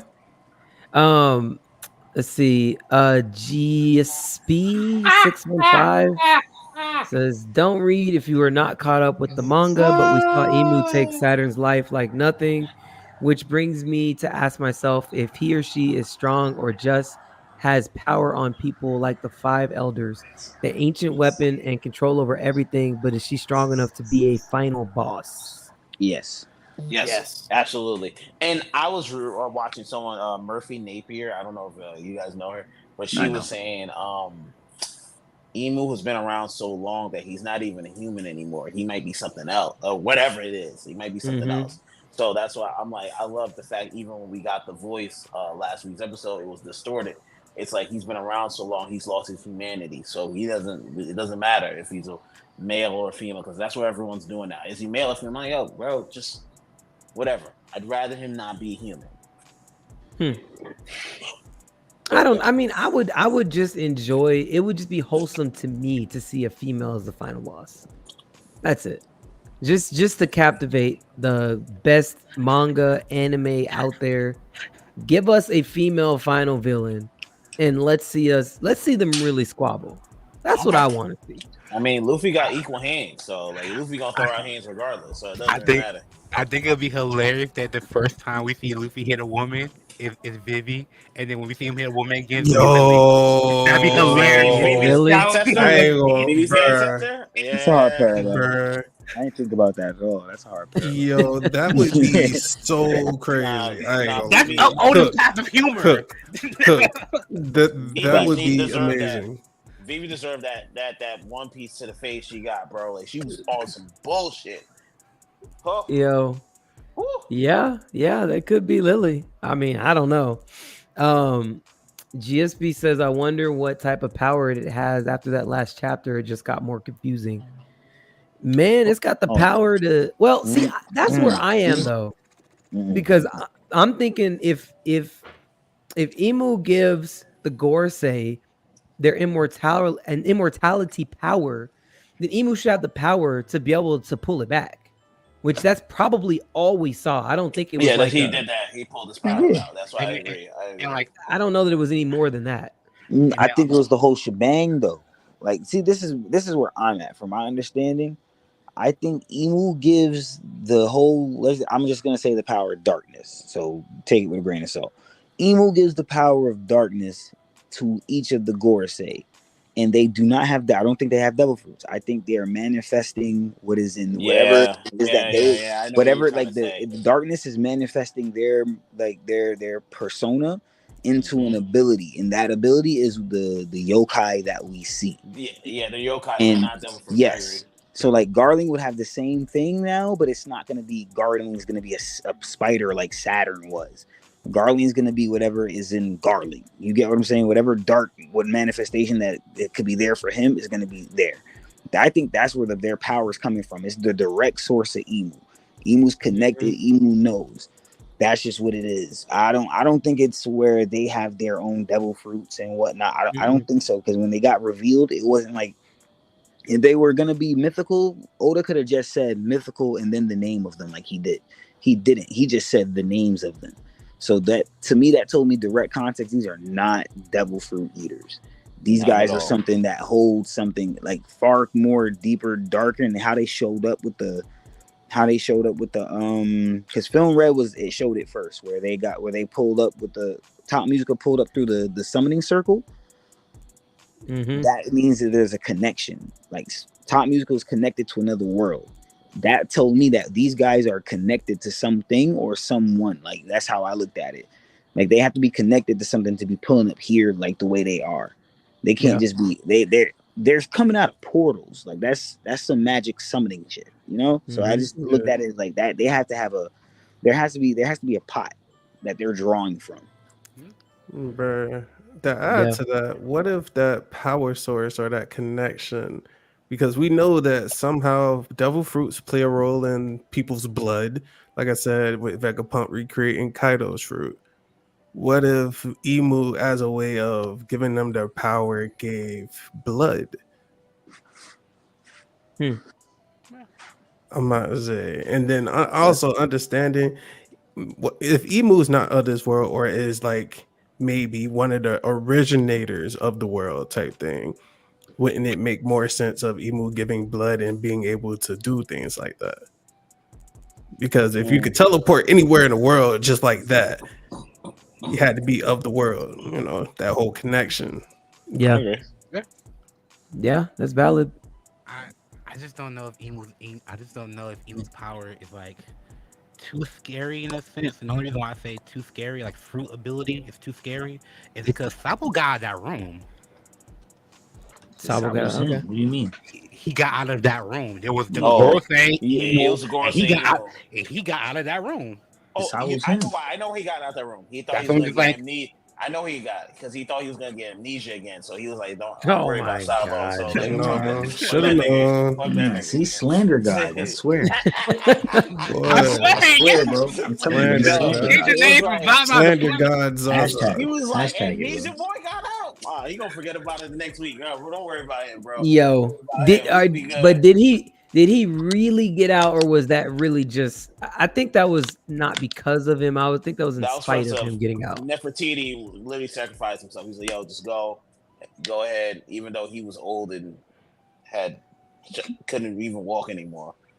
Leave it to Amnesia Boy. Leave it to Amnesia Boy to be a sucker. I'm like, God damn, boy. I got the. You gotta chill, bro. Slander God Zaza on the mic. I got the panel right here, actually. Well, I gotta keep moving through these chapters, but I'll have it pulled up in probably like 30 seconds.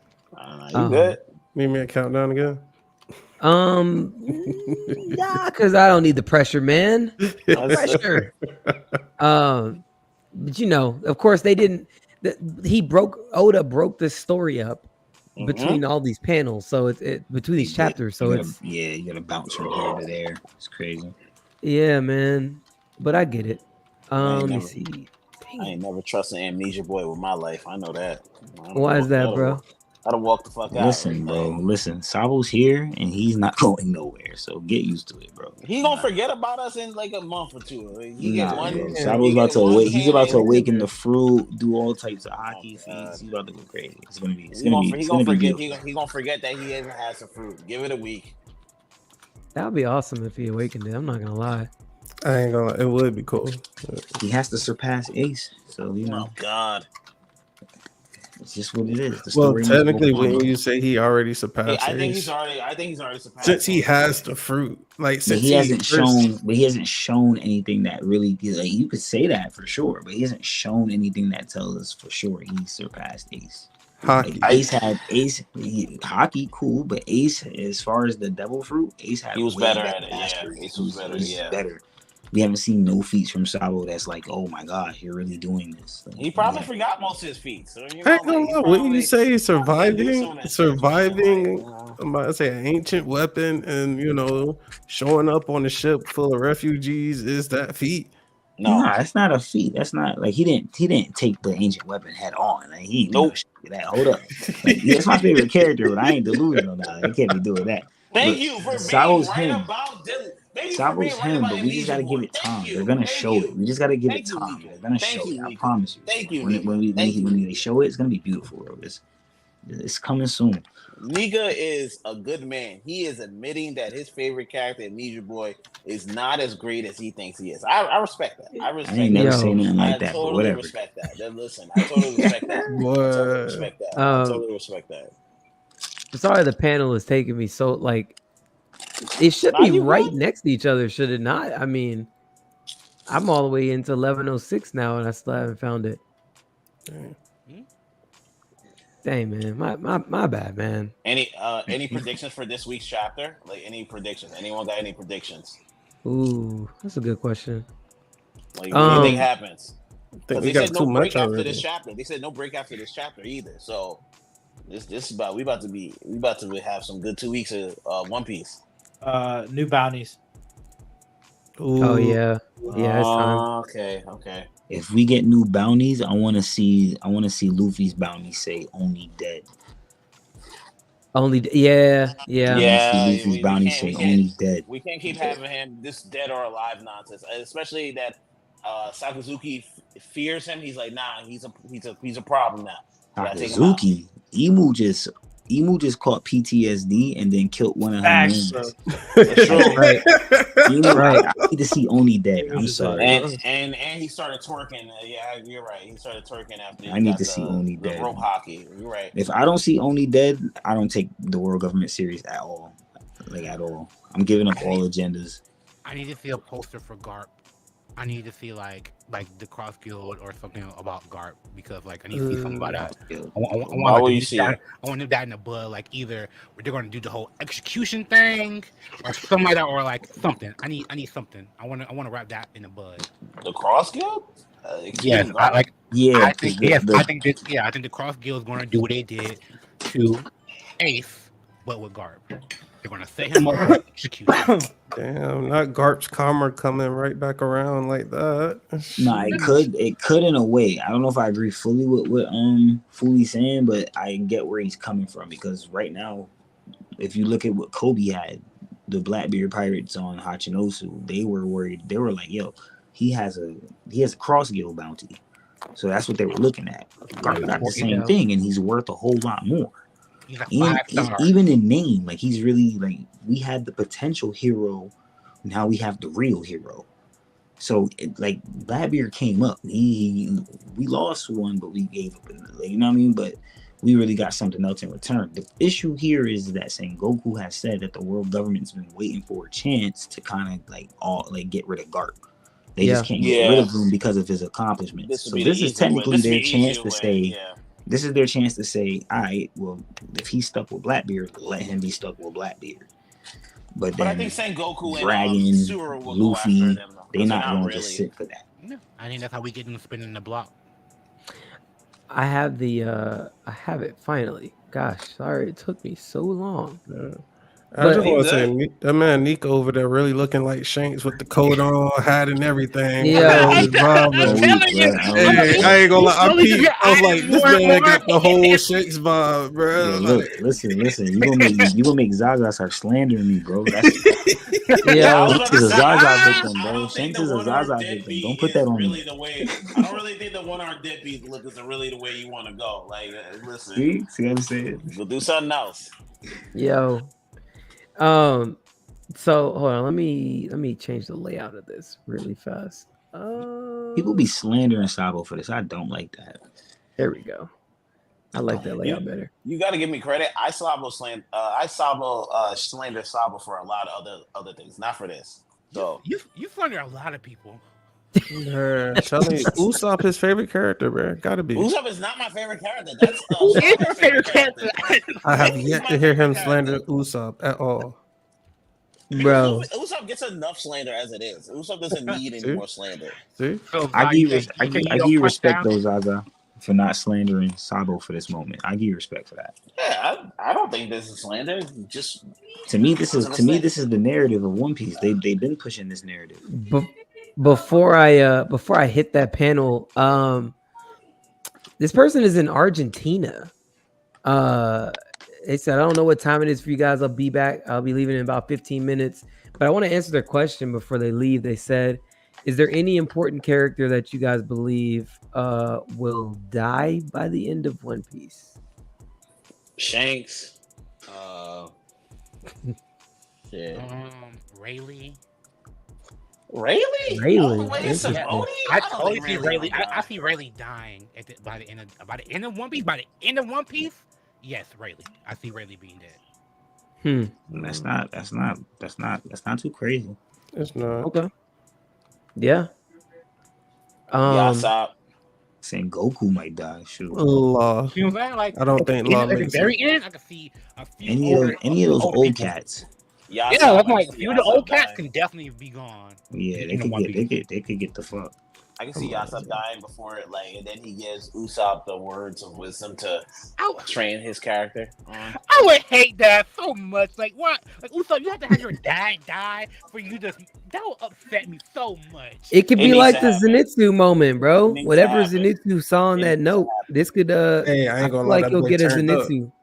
Yeah, that'd be cool. I was about to say that'd be cool because Yasop technically not shit, bro. You don't send money back. Yasop you don't send money back to his village. He don't look out for his son. He ain't do really nothing. So that would be like his comeuppance. That would be like replica of what his captain is. He's a replica of what his captain is. Of course, I take him out. Dang, bro. So Yasop's supposed to be a sniper, right? Yeah, supposed to be. Who's the best sniper? Like Vanguard gonna take him out. Vanguard. Oh, there you go. That's a story right there. Vanguard takes him out. There you go. Van Augur. Yeah, Van Augur, and that boosts Usopp up to another level. There you go. Got a story right there. Maybe seeing his dad die in front of him. That is some plot stuff. That could work though. Thank you. Thank you. Fuji says, since Imu injures Sabo, what if Imu could potentially remotely hurt Sabo like how Imu remotely killed Saturn? No. I don't think that's possible. I don't know that deep. Because then Imu would know Sabo's still alive now. And he would know and they where don't know Sabo that. was at. Yeah, they don't know that. No, none of that. But that's not a bad thought though. But I don't think it go that way. I think that's that connection thing from earlier. Oh, but I'm sticking with that. Vanguard. Who? He killed Van Augur. Yasa? Yeah, Van Augur. He killed He keep calling him Vanguard. This is the panel. Now, didn't Wapple push him through the wall, or am I tripping? No, it was once he got through the wall or something like that, like he seen Wappo and Wappo seen like the elders. Mm-hmm. Yeah, Wapple was right. I don't think Wapple. I don't think he pushed Wapple. I mean, wait, you talking about Wapple pushed Sabo through the wall? Yeah, I thought Wapple came flying in. Who is this right here? Isn't that King Cobra? That's Cobra. He's holding Cobra. Yeah, he's holding Nefertiti. Yeah. Okay. Cobra pushed Sabo out the way, and then Cobra died because of that. Got it. Yeah, he's standing right here. Got it. Okay, makes sense. Real quick, I saw just an interesting note.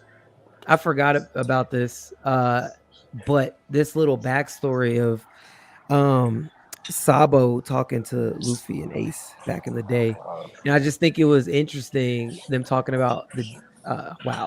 Pause first off, before I even say this sentence. Pause. I thought you were gonna say it first. No, huge pause. I need to remind everybody this is a no Diddy zone before we continue. Okay, a no Diddy zone. All right. Pause on what I'm about to say. Okay, now we got that out the way. They were talking about the D. Okay, and how Sabo doesn't have a D in his name, and they were like, oh, well, you can have a D in your name, and that would make you Sa-D-Bo, right? Stop it. But I just found it interesting that like Sa-D-Bo would be like sad boy or very close to sad boy, which is ironic because you're the brother of Joy Boy. Okay. Wordplay. No, I just think it's just interesting. It's something I didn't mention in this chapter. Well, I didn't go over this chapter either today, but I just think it's something. I don't think it's a big thing, but I just think maybe that is something that Oda is trying to play on with words. You know, sad boy, joy boy. I mean, I don't know. I don't think it really matters to the overall story. I just thought it was interesting, considering Luffy is supposed to be the reincarnation of Joy Boy, and Sabo, his brother, if he did have a D in his name, would be technically like sad boy. Yeah, it would make sense though due to the character narrative that's already being plotted out, because he lost Ace and he was sad for that. Like he didn't get to do anything. He couldn't do anything about it. That's his one regret. So it would make sense. Like that, it would make sense narratively. You might be onto something. I'm gonna actually do some research on that and hit you back. Yeah, hit me back, man. It was just something I noticed in that chapter. I was like, oh, okay, that's interesting. That's dope. But either way, okay. So I got that. Was there anything on this topic? I know I got to make sure my Instagram people. Did I miss anything? Y'all have anything else on this topic before I move on? No. Okay. Fendi product. Real quick, what did y'all think about that Van Auger piecing up Cracker in Whole Cake? Something that Luffy struggled to do. I thought I'm not even gonna lie. I think they hold I think they hold like Cracker there. That's crazy. I think that's crazy. That like these okay, One Piece is always like ranged when it comes to guns and whatnot, and your ability and whatnot. But for a Cracker who gave like Luffy some like not work, but like was at least a reasonable challenge. Just getting like hold out or like beat like that, which is mind blowing to me. I think at least should have been a little bit more of like a challenge, especially with like how durable we've seen these crackers and whatnot. And like I don't know, it just didn't math for me a little bit. I loved it because it made Blackbeard's pirates look even more menacing than they once were. Because you got to think about it, yo. Because remember, Van, whatever his name is, has he's a teleporting fuse. So like he can do all that, and then Kuzan came in and froze him. I was like, oh no, Blackbeard pirates are different. That's a different level. That's why when you're saying we get to Elbaf, we have to train, because you have to think about what they did there. Because remember, Kuzan is still part of the Blackbeard pirates. Who on the Straw Hats honestly has a chance to go 1v1 versus him outside the Monster Trio? Because we know the Monster Trio has their fights. You got to start thinking about that. Well, I think it just makes sense because on the just I guess scientifical or analytical standpoint, bullets infused with hockey, smaller impact points, meaning that the force is that much stronger. I'm about to say Luffy, Gear 4 punching, but he wasn't bigger surface, not as much impact. Fast. Yeah, and he's not as fast. Like things like that. So it kind of made sense. I think it was a mishap with me personally. I think it was like a mishap with the studio or in like Toei Animation or whatever. Because in the cover story, Cracker had on bandages because he was still injured from Luffy's fight. And in the cover story, we don't get to see Cracker's actual running with the Blackbeard pirates. We just see him frozen with ice. So to our interpretation, Cracker's still supposed to be bandaged up from his fight with Luffy. But when we see it in the anime, he had on no bandages. If I would have saw the same Cracker that was bandaged up fighting with Kuzan, I would have took it the same way I saw as when I saw Queen and King fighting Green Bull, because that was all bandaged up and hurt, and the fight had taken place like kind of recently, because we know the time span in One Piece. For us, it's years experience in these arcs, but in the actual time span of One Piece, that was like 3 weeks ago, 2 weeks ago. He's still cracked up off that. So it makes sense that he's fighting. We saw Queen trying to transform into the devil fruit form when he was fighting Green Bull. It wasn't working. So I can understand if Cracker came and he was making biscuits, and he probably couldn't infuse hockey with him, because that's what he was doing with Luffy. He was infusing hockey with his biscuits. He probably couldn't infuse hockey with his biscuits properly. His biscuits kind of weak because he's still injured. But the problem was they had Cracker looking like he was good. No bandages. So if you're somebody that's not reading the manga and you don't know nothing about the cover story and you're just seeing that in the anime, you're like, holy shit, Van Auger's bullets is like cannonballs out of a gun one time. Thank you so much. You think he might be Conqueror's code. He might be using Conqueror's coding. You don't know. Like you might be saying all types of crazy stuff. Yep. So, like it's one of those things where that's why I always tell people.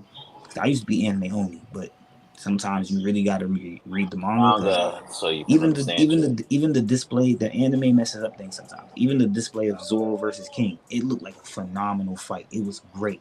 But what Zoro actually did in the manga was send a long distance slash attack that went through the dragons and cut King's wing.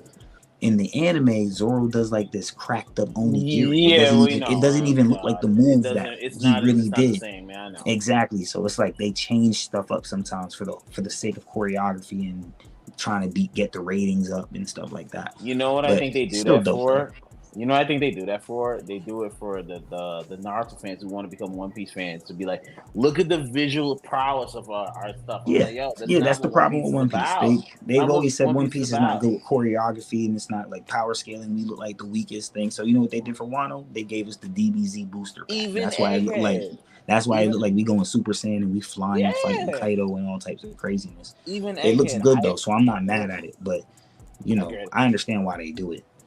Even Egghead, I've heard a lot of people like be like, "Oh, this fighting is weird," because remember when Luffy and Zoro are fighting the Seraphim and they're like trying to save Lucci and Kaku. They're like, "Oh, there's too much. It's too much. It's like blitzing all over the place." And I was just like, "This is just Toei just trying to please you guys fans. We know what happens." I think people just being nitpicky. They just like to find reason to hate. But for me personally, I love what they did with Egghead so far in the anime. They've been going crazy. The rewatch on Egghead when it's all said and done, like from beginning to end, is gonna be phenomenal. I'm not gonna lie. Egghead is a very. I think it's really up there when we talk about arcs. It's really up there when we talk about arcs.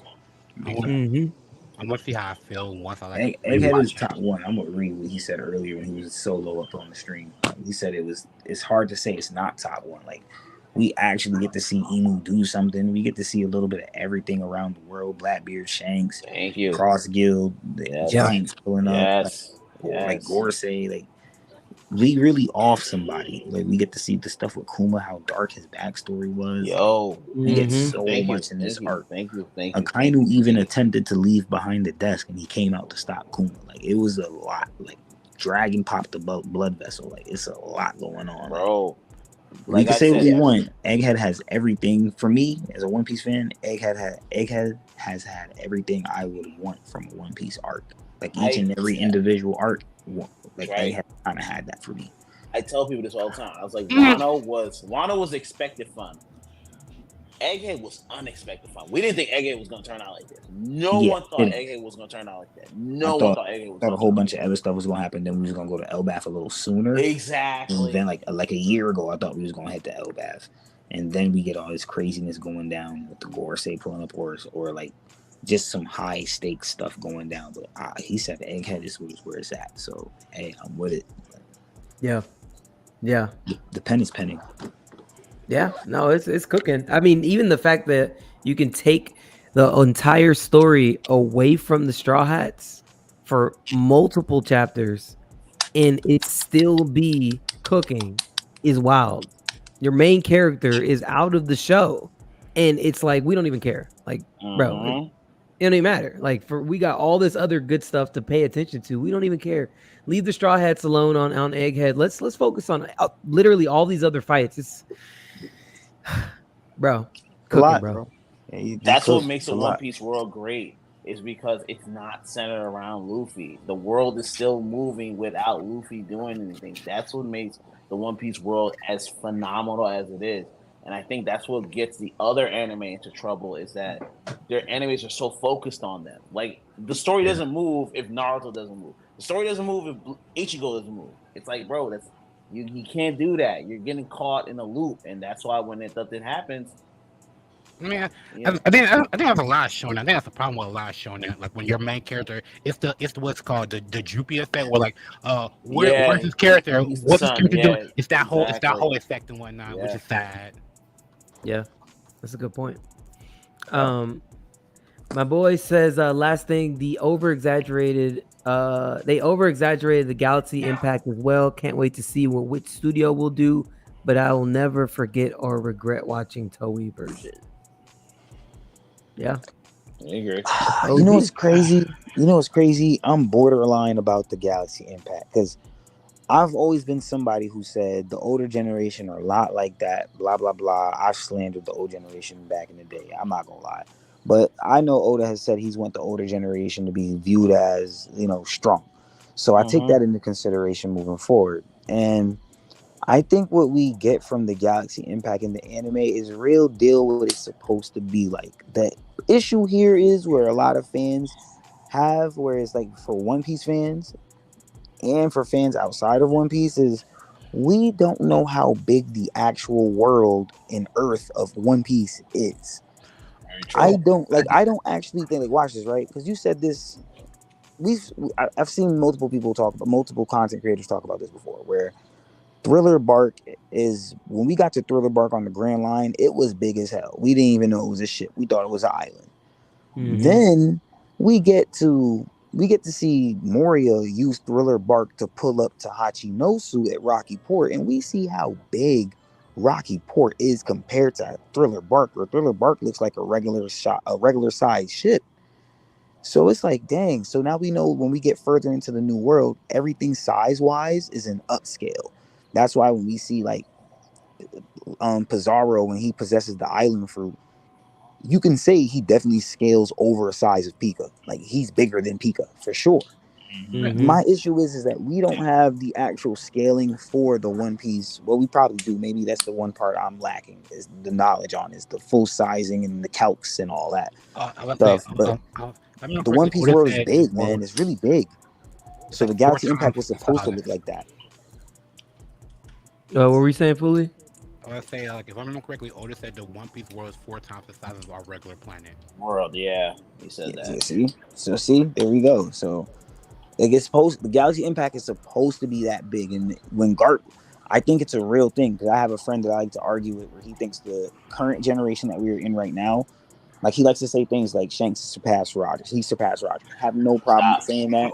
Hold on, wait. I have no problem with him saying that. It's just, for me, it's like, I haven't seen, like, show me a feat that you've seen Shanks do that you think Roger couldn't do.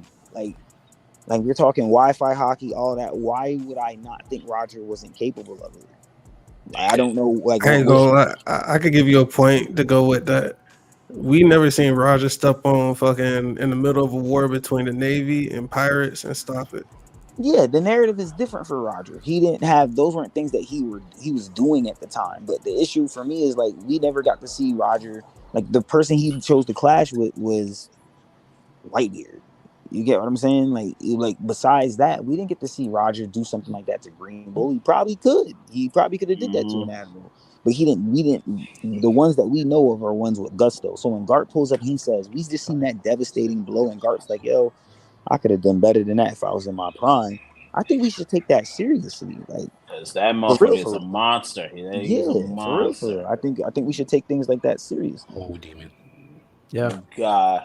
Like, you gotta understand, Garp was a menace. Remember what he did to Don Chin? Don Chinchao is a shell of a man after running into Garp. I think that's why I always try to say we got to give the older generation a lot of their respect, because Don Chinchao was like, "Yo, you're not getting here if this is your power." He said that shit to Luffy. Yeah, and you're not wrong, because people forget this about Don Chinchao. Garp was already in his prime and then had to go bust down 8 mountains. Still had to go train more. Still to do that to Don Chinchao. So Don Chinchao is a respectable pirate, whether you think he was weak or not. He is a respectable figure. He was really sailing with the pirates back in the day. That is true. Yeah. And you see, people forget those type of things. That's a problem. People forget those type of little things, because it's like, oh, I can look over him. Luffy beat him, but I'm like, but bro, at Don Chinchao's peak, this man was splitting mountains with. Come on, like, you can't just do that. I wouldn't want to do that. Right? I didn't want to do that. Head game mean shit. No Diddy zone. Yo. You gotta thank you. Thank you. Hey man, just clarify, bro. I'm sorry. It was just there. It was there. Somebody else. That's what it is. Yo. You did not have to do that. Yo. I mean, I get your point though, bro. I get your point, bro. Do you guys Fuji says this podcast is motivating me to currently craft another theory that I just thought of. I want to know where he posts his theories. I want to go on his shit and talk. He says he has I think he said he has a YouTube. Yeah, I made a YouTube video of a similar theory about Emu's immortality. Where's your YouTube, Fuji? Please drop it in the link. Yeah, I'd be curious to see that. Yeah, I can see it. Yeah, go on. No, I was gonna ask. Do you guys think it's possible for Robin to actually, by the end of this story, if the Blackbeard pirates spar up with the Straw Hats, do you think it's possible to get a Robin versus Kuzan? No. No. Kuzan would terrorize her. No. Kuzan would terrorize her.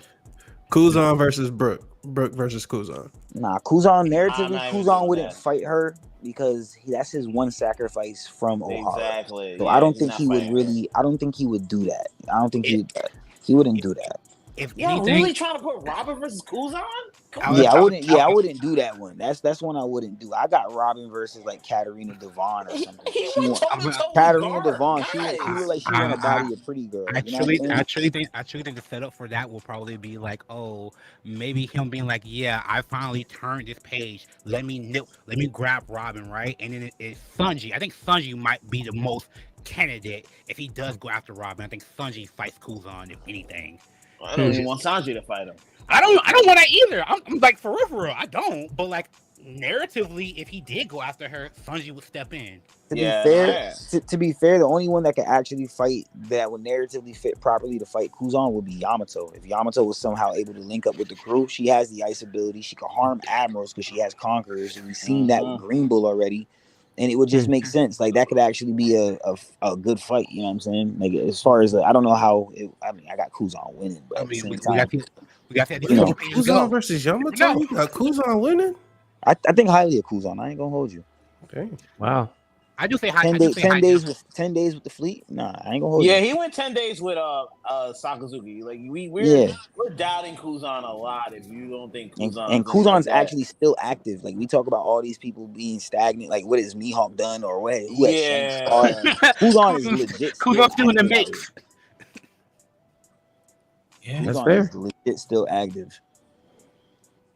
Okay. I mean, I don't know. Oh, well, let me ask this because I'm curious what you guys think. Where we've been introduced to Demon Child, where do you think she goes from there with that? Do we see more of that? Does she improve that? What's up with that? It's more of an endurance thing, I would say. I would like. What you say? I was saying I would like to see more of it. Like if we saw her fighting like I said before, if she fought Katarina Devon or if she fought somebody else, she seems like she's gonna be the first Straw Hat female that gets to be like a billion, like bounty wise. So to me, that has some credibility. Like a notable Straw Hat female outside the monsters that we already see on the Straw Hat Pirates. Like that would be dope. Yeah. And then if Yamato does spin the block, she'll join that party. Do you think she like starts her fights at that level? I mean, kind of how Luffy just jumped straight into Gear 5 against Lucci. I mean, are we still gonna? Do you think we'll ever see her actually go straight to that? Depending on the stakes, because as we see with when she was fighting like Seraphim Jinbei, she already pulled out. She went and pulled out I could be mistaken, but she pulled out the Buddha thing behind her. I could be bugging. So it seems like she's gonna, in order to get these facets of like your ability to work, you got to start off fighting out. You got to start off certain fights you do. I feel like eventually you're gonna have, it's the final saga. We don't need all the little sparring stuff. We need the big stuff.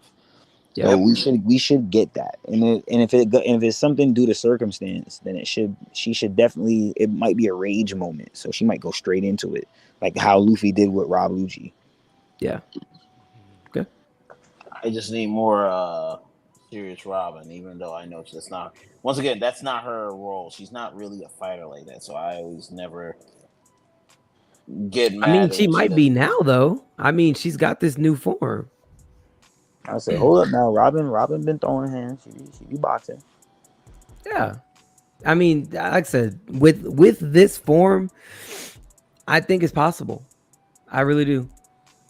Yeah, I think they definitely will. I think they definitely gonna take this form, maybe take this form to another like level and whatnot. And like with her being called the devil, the demon child, the devil child or whatnot, I think she could own that a little bit, especially with with the whole like religious stuff with like devils and like knowledge and whatnot. She could really like own that, or like that's what the whole I think she could own that like title.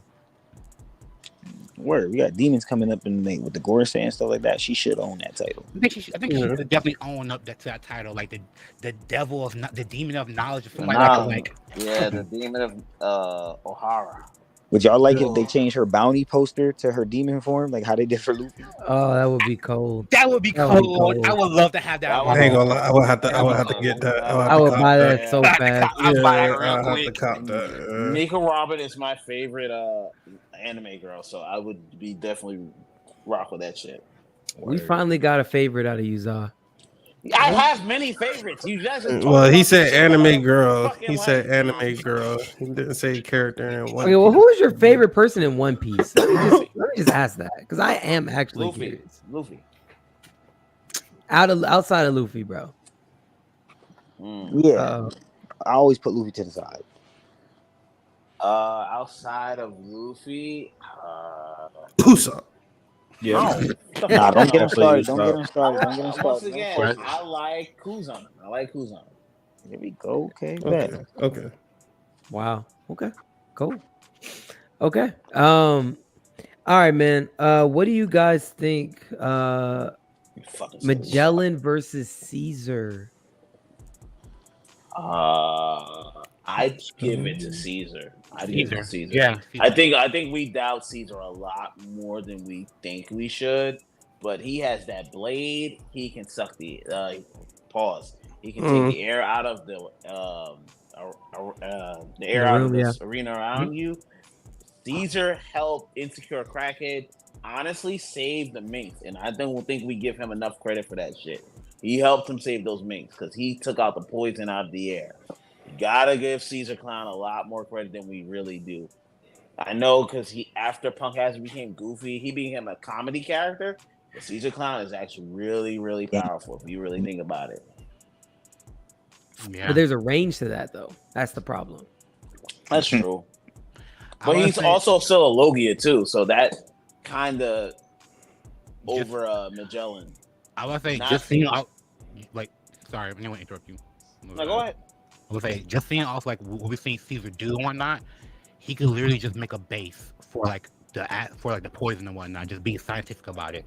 We've seen him like change things in the air. It wouldn't be too hard for him to make a base to like the poison and whatnot. But you can't poison someone who's made of poison, though. No, like a base, like okay, so you have acid, like it will nullify it.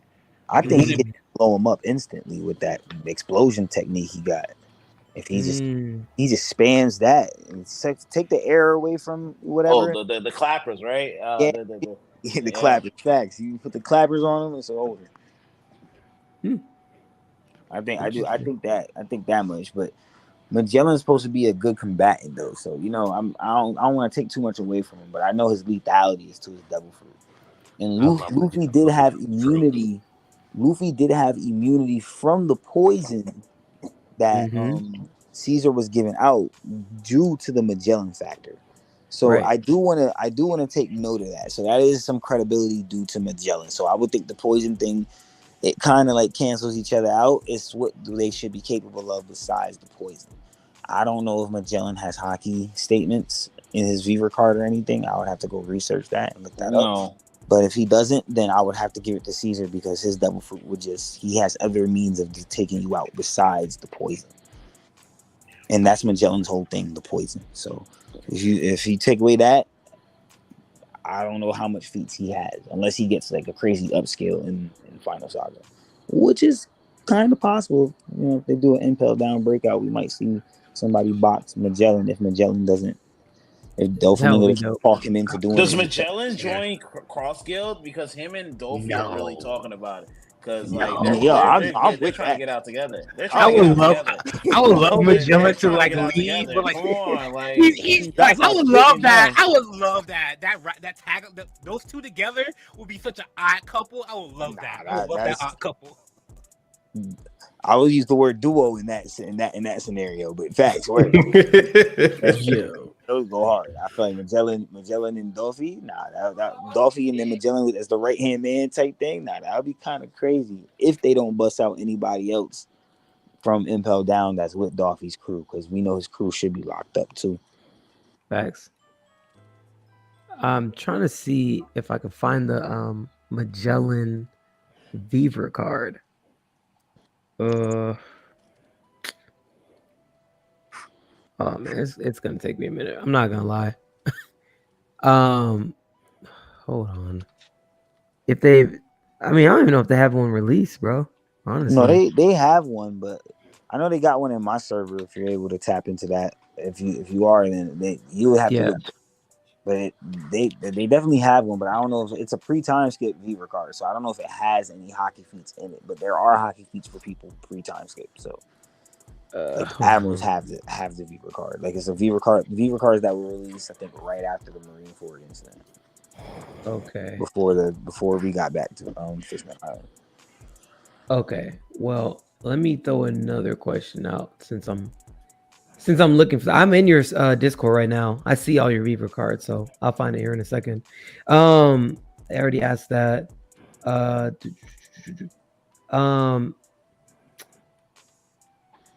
Who is your least favorite out of the Supernovas? Oh, least favorite. Ooh, that's a good one. It had to be Apu or Hawkins.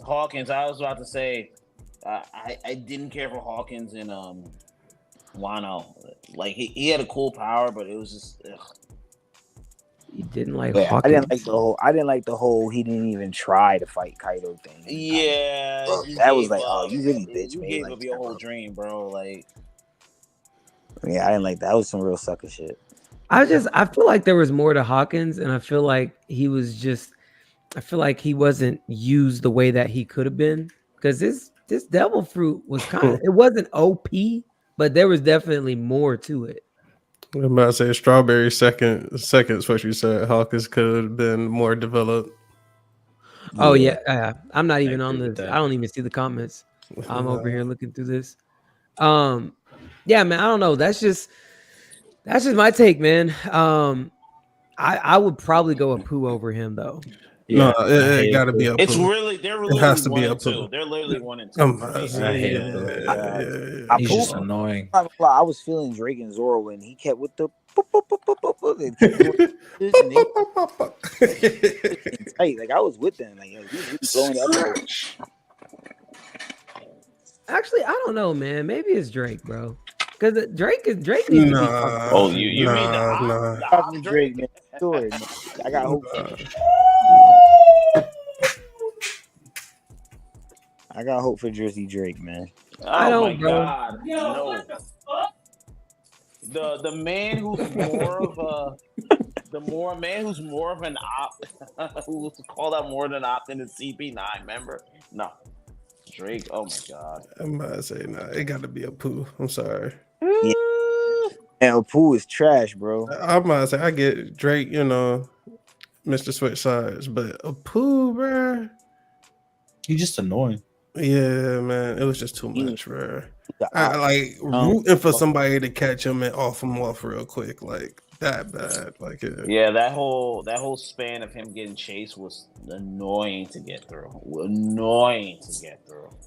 Apu's kind of OP though, if we're being honest. He is. Like, we letting Apu get away and team up with Drake and all that to take on CP0 members. Like, why Brooke couldn't be the one that had team up with like Robin, just lay here and they team up and they go against the Cypher Poet? Why we giving all this love to Apu, bro? Like, I don't understand what Oda's doing with that.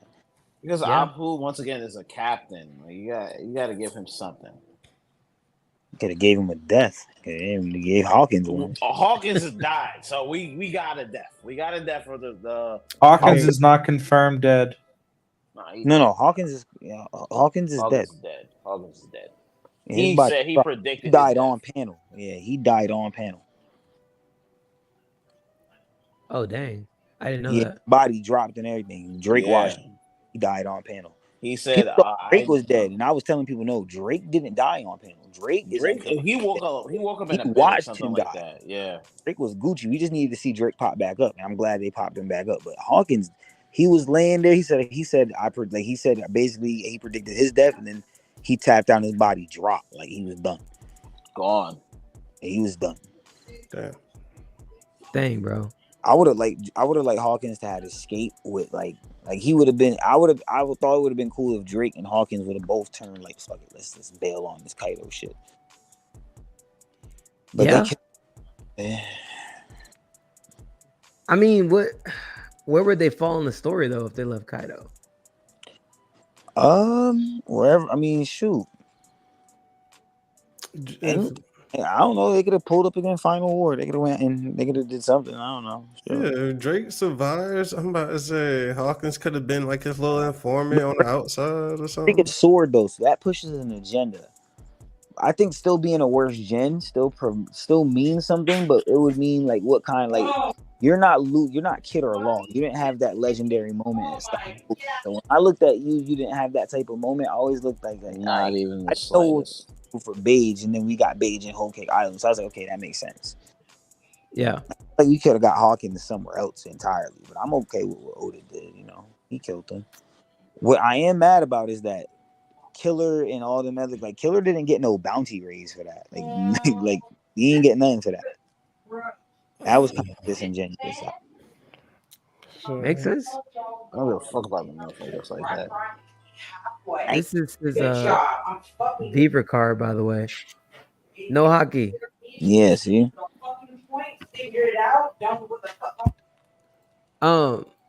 Yo, hold on a second, bro. I don't know who that is, but I can definitely hear someone going off in the background. Yeah. What's going on? He's watching a movie of some sort. I have no idea. Oh, you're good. I just want to make sure everything's okay, bro. It sounds like someone. No, we're good. Okay. Yeah, we're fine. All right, bro. All right, we're good. Okay. Let me see. What else was I gonna ask? I didn't ask you yet. Did I ask you yet? Have I asked what is the fight you're waiting to see the most at the end of the story? No, you didn't ask that. No, you didn't ask that. That's a question. That's the question. Find out. So that's a question. Fight that I'm wanting to see. Luffy versus Sakazuki. We don't even know if that's really happening.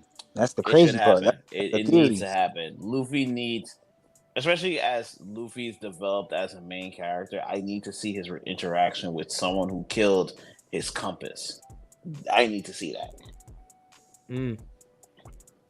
Because you got to think about it. This is the first person who took everything away from Luffy. He broke Luffy mentally, physically. This is not a regular type of fight. I need to see how Luffy responds to this. Okay. Yeah. Who you got, Nika? The Blackbeard Luffy one is a big one, but then it's Zoro and Mihawk. I want to see that too. There's a few, man. I think I'll go Zoro versus Mihawk for now. Yeah, that'd be a good one. Zoro versus Mihawk. That'll have to be, man. That would have to be the most epic fight. We've been waiting all series for that. Yeah. And that would have to be crazy. Would say something with Dragon, but I just don't know who Dragon's actually fighting. So right, Dragon don't know who Dragon. Everything's up in the air right now, so I don't know who's fighting who. It's Dragon should fight CPS. That's what we should fight. CPS. Oh, I mean, I don't know if Kong's ever gonna make a move, but he's Kong got little legs. He can't make any moves. Yo, Garp had them little legs moving though, bro. Nah, Garp's a different animal. We've seen Garp. We seen what Garp does. Kong is just his legs don't even touch floor.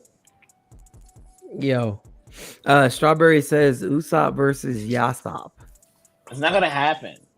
Van, whatever his name, is gonna kill Yasop before he meets him. Yasop's gonna give him the words of encouragement to go do what he needs to do. So you think Van Auger is on Elbaf? Yes. Or he'll get there and then he'll take out Yasop. Well, Van Auger is with Blackbeard though. How is he gonna get all the way to Elbaf? He'll get there. They have a teleport for. It's a teleport for you. Teleport Right fruit. there. Right then and there. Can he teleport from island to island? Guess we're gonna find out. Isn't it as far as he can see? Yep. And he can see very far. Yeah, he said he did tell Catherine that he's not done training. He got to keep training with his fruit. He hasn't mastered it yet. Okay. Who you got, Wayne? Is it bad that I'm about to say it'll never happen. We got a glimpse of it way early. One Piece. I want a Luffy Zoro fight. I want a full not fighting. I know, but I want a full out Luffy Zoro fight. Conqueror's Hockey on 11, and yeah, I need them to duke it out. What kind of diff does Zoro give Luffy? Exactly. Because Luffy's turning Zoro's blades to like mush if he really no, because Zoro could cut anything and nothing at the same time. Would it be a high diff fight? I'm thinking I think that fight go hard. I don't know. There's no point in that fight. But I understand where you're coming from, but there's no point in that fight. It's just a fan in me. I'm about to say. Yeah, I know where you're going. That's why I heard seeing that in the early. He's a fan. You know what it is? You have that stupid hat on. That's what it is. That's the Chopper ain't got. Chopper ain't got nothing to do with it. Yo, what is wrong with you, bro? From that hat, you like, oh my god, bro, man. God comfy, bro. You need to be stopped. Young Fuji says Zoro versus Saint Noose Juro. Yes, sir. I think that's coming up in the future. The clash of the two Kitetsu swords. Wait, isn't Saint Noose? That's the elder, right? Yeah. I'm about to say we see. Wait, can we? Yeah, we see that. Spoil it. Listen. Okay, so if you're not caught up, that's your fault. I think they want a full fight. I think that's what he's saying, a full fight. A full fight, bro. Not just a clash. Okay, I'm not saying because we see the clash in the manga. Oh, he could cut everything. Watch out! Boom. Guess who stops him? My dog Zoro. Because guess what? Zoro could also cut everything and nothing at the same time. So, okay. Foolie, who you got, bro? My fight's more of like a gaggy thing. I would want to see. Yeah, I was like, that's why. You gotta get your mind on the club. I don't even this so much. It's wild. You gotta I'm sorry, bro. Look, you can't start it off like that. I don't know where you're going, bro. It's a PG podcast, bro. So like the gag fight I would want to see is between Sun One, the giant that's on Blackbeard's crew, and Usopp, because he's supposed to be the warrior. He's been trained by the giants and whatnot. I would like to see him fight a giant that's with Blackbeard. I think that'd be cool and interesting. Usopp's stories do come true, so okay, I agree with that. I don't think that's a gag. I think that's a solid fight. I just know that some people, it's all if you think Usopp's going to get up to a level to be able to fight a giant that's bigger than that has a giant fruit. Because some people are like, no, that's never going to happen. Nah. So like, yeah, I think that'll happen, bro. Liability. Crazy. Who you got, bro? Oh, Shanks Luffy, bro. Shanks Luffy.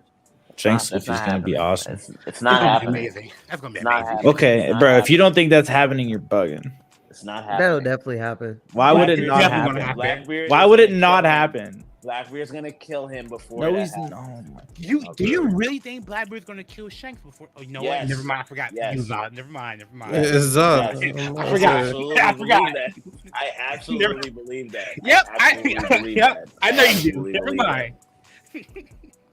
He's gonna get there and he's like Luffy, and then you see Shanks come with the black hand, boom, gone. Yes, woo. Oh, he's gone. You think he's gonna be donutted? Their beat is gone, and I'm going to clap. And Strawhat, when you do that live reaction, please let me on that.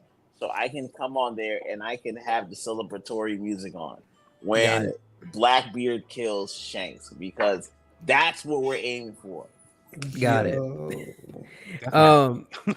This is the fight I'm waiting for, because I know when Blackbeard is gonna pop out, or not Blackbeard, Dragon, and it is when they put Garp up on that executioner platform, and Dragon has to pull up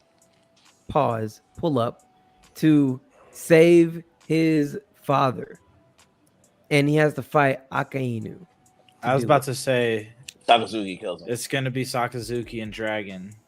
Yep, it will be. It has Sakazuki's to be. gonna lose. Like they're going to spin this block for Garp. Sakazuki's gonna lose to fucking Dragon. Yep. God. It has to be, bro. He's gonna lose to the aimless man? No. Oh god. Yep. Nah, it has to be. I think that's where it's going, and yeah. No, I agree. I just just think Sakazuki's gonna win. Sakazuki's a probably player. J Tober says, "What's up, One Piece gang?" He might actually win the fight, and then Sabo comes in and finishes him for Ace. Nah, Sabo has more important things to do, man. And he's gonna forget about it before that. He's gonna be like, hey, what? What happened? Yo, that shit all right. Hey, man. I asked all my questions. Y'all have anything else before we wrap up, man? Solid stream. Yeah, facts. Yeah. This was good. This was good. Good manga. We're all good. I think we're all good. Until we get that next chapter. Yep. That's what I was gonna ask. Like, are we gonna talk about the next chapter when it comes out, or is it gonna be like it happens when it happens? Nah, I'm gonna make a day, bro. I just gotta do it. I just gotta do it. I gotta make another day to tune into the podcast. Just read the manga. Yeah. Save yourself the trouble. Listen, if you need to take, you will not regret it. The thing is, they're not going to do it. They're not going to read, and they're still going to tune into the podcast. Bro, yeah. Oh well, then that's their fault for getting spoiled. Exactly. It's not our problem. Longer not spoiling anything anymore. If you aren't literally just put in your stream title, just put spoilers. Yeah, I think one thing that I do like about how the podcast has started is that at least one day is friendly for anime only people, because a lot of the One Piece podcasts don't have that. You should do that the day you watch the episode. I could, but see that day though is just a reaction day, and especially since I'm starting the stream late. I start that around 10:30. I finish it, the episode. I mean, it's already late. So like, I do want to be a podcast that I can stay away from spoilers, because I know when I was reading the manga, I wanted to like lock in with the community, but I couldn't because they were so like far up, and like, I'm still watching the show, and I don't want people don't want to have to wait to like catch up in the manga to be able to like be a part of the community. They want to be a part of the community, but there's nowhere for them to go. So I think like a day for them to lock in and kind of talk One Piece without being spoiled, that's cool. That's why I try to talk about like pre-time skip arcs still. A lot of times when I'm here by myself, I don't see a whole lot of podcasts doing that. That's kind of the disconnect between like these One Piece podcasts. But I don't know. We'll see. I'll have to make another day. I don't know. I mean, I want to chime in because I do the same thing for mine. It's like me and my boy Cokes, we stream Thursdays. We're about to move to Wednesdays, but on Wednesdays we talk anime in general. So if we talk One Piece, we're talking like light One Piece, like pre-time skips for people that are anime only and people that are just generally in anime, because we're talking all types of anime and not just One Piece. And then Sundays, because on Sundays the episode's out, the chapter's out, and it's like, all right, bet the official chapter just came out on the Viz, so we talk about it on Sundays. Yeah. You do gotta respect your core, and his core audience does come from the anime only. So I definitely respect it. Yeah, for sure. Where do you stream your stuff, bro? I just do IG Live for now, but I'm about to. I'm actually moving towards Twitch. People have been telling me to do it forever, and then when I was on Ree's thing like a week ago, 2 weeks ago, I think. He was saying just come over to Twitch, and I was like, oh, you know what? I got it. Might as well, bro. Might as well make some money. So, yeah, you know. Thanks. Yeah. Hey man, well W stream, man. W stream. Yeah, next this week on Saturday, hopefully, well not hopefully, we'll actually be able to hear more of Emu's distorted voice. So 10:30. 10:30, we'll stream the episode, man. Yeah. But either way, hey man, y'all have a great night. Appreciate y'all. W Pod. Appreciate the Instagram, YouTube, Twitch people that are on. I will see y'all next week on Saturday. Don't be late. Don't be late. That's to you, Strawberry. Don't be late. No more tardies. All right, man. Well, I'll catch y'all, man. Y'all have a good night. Peace.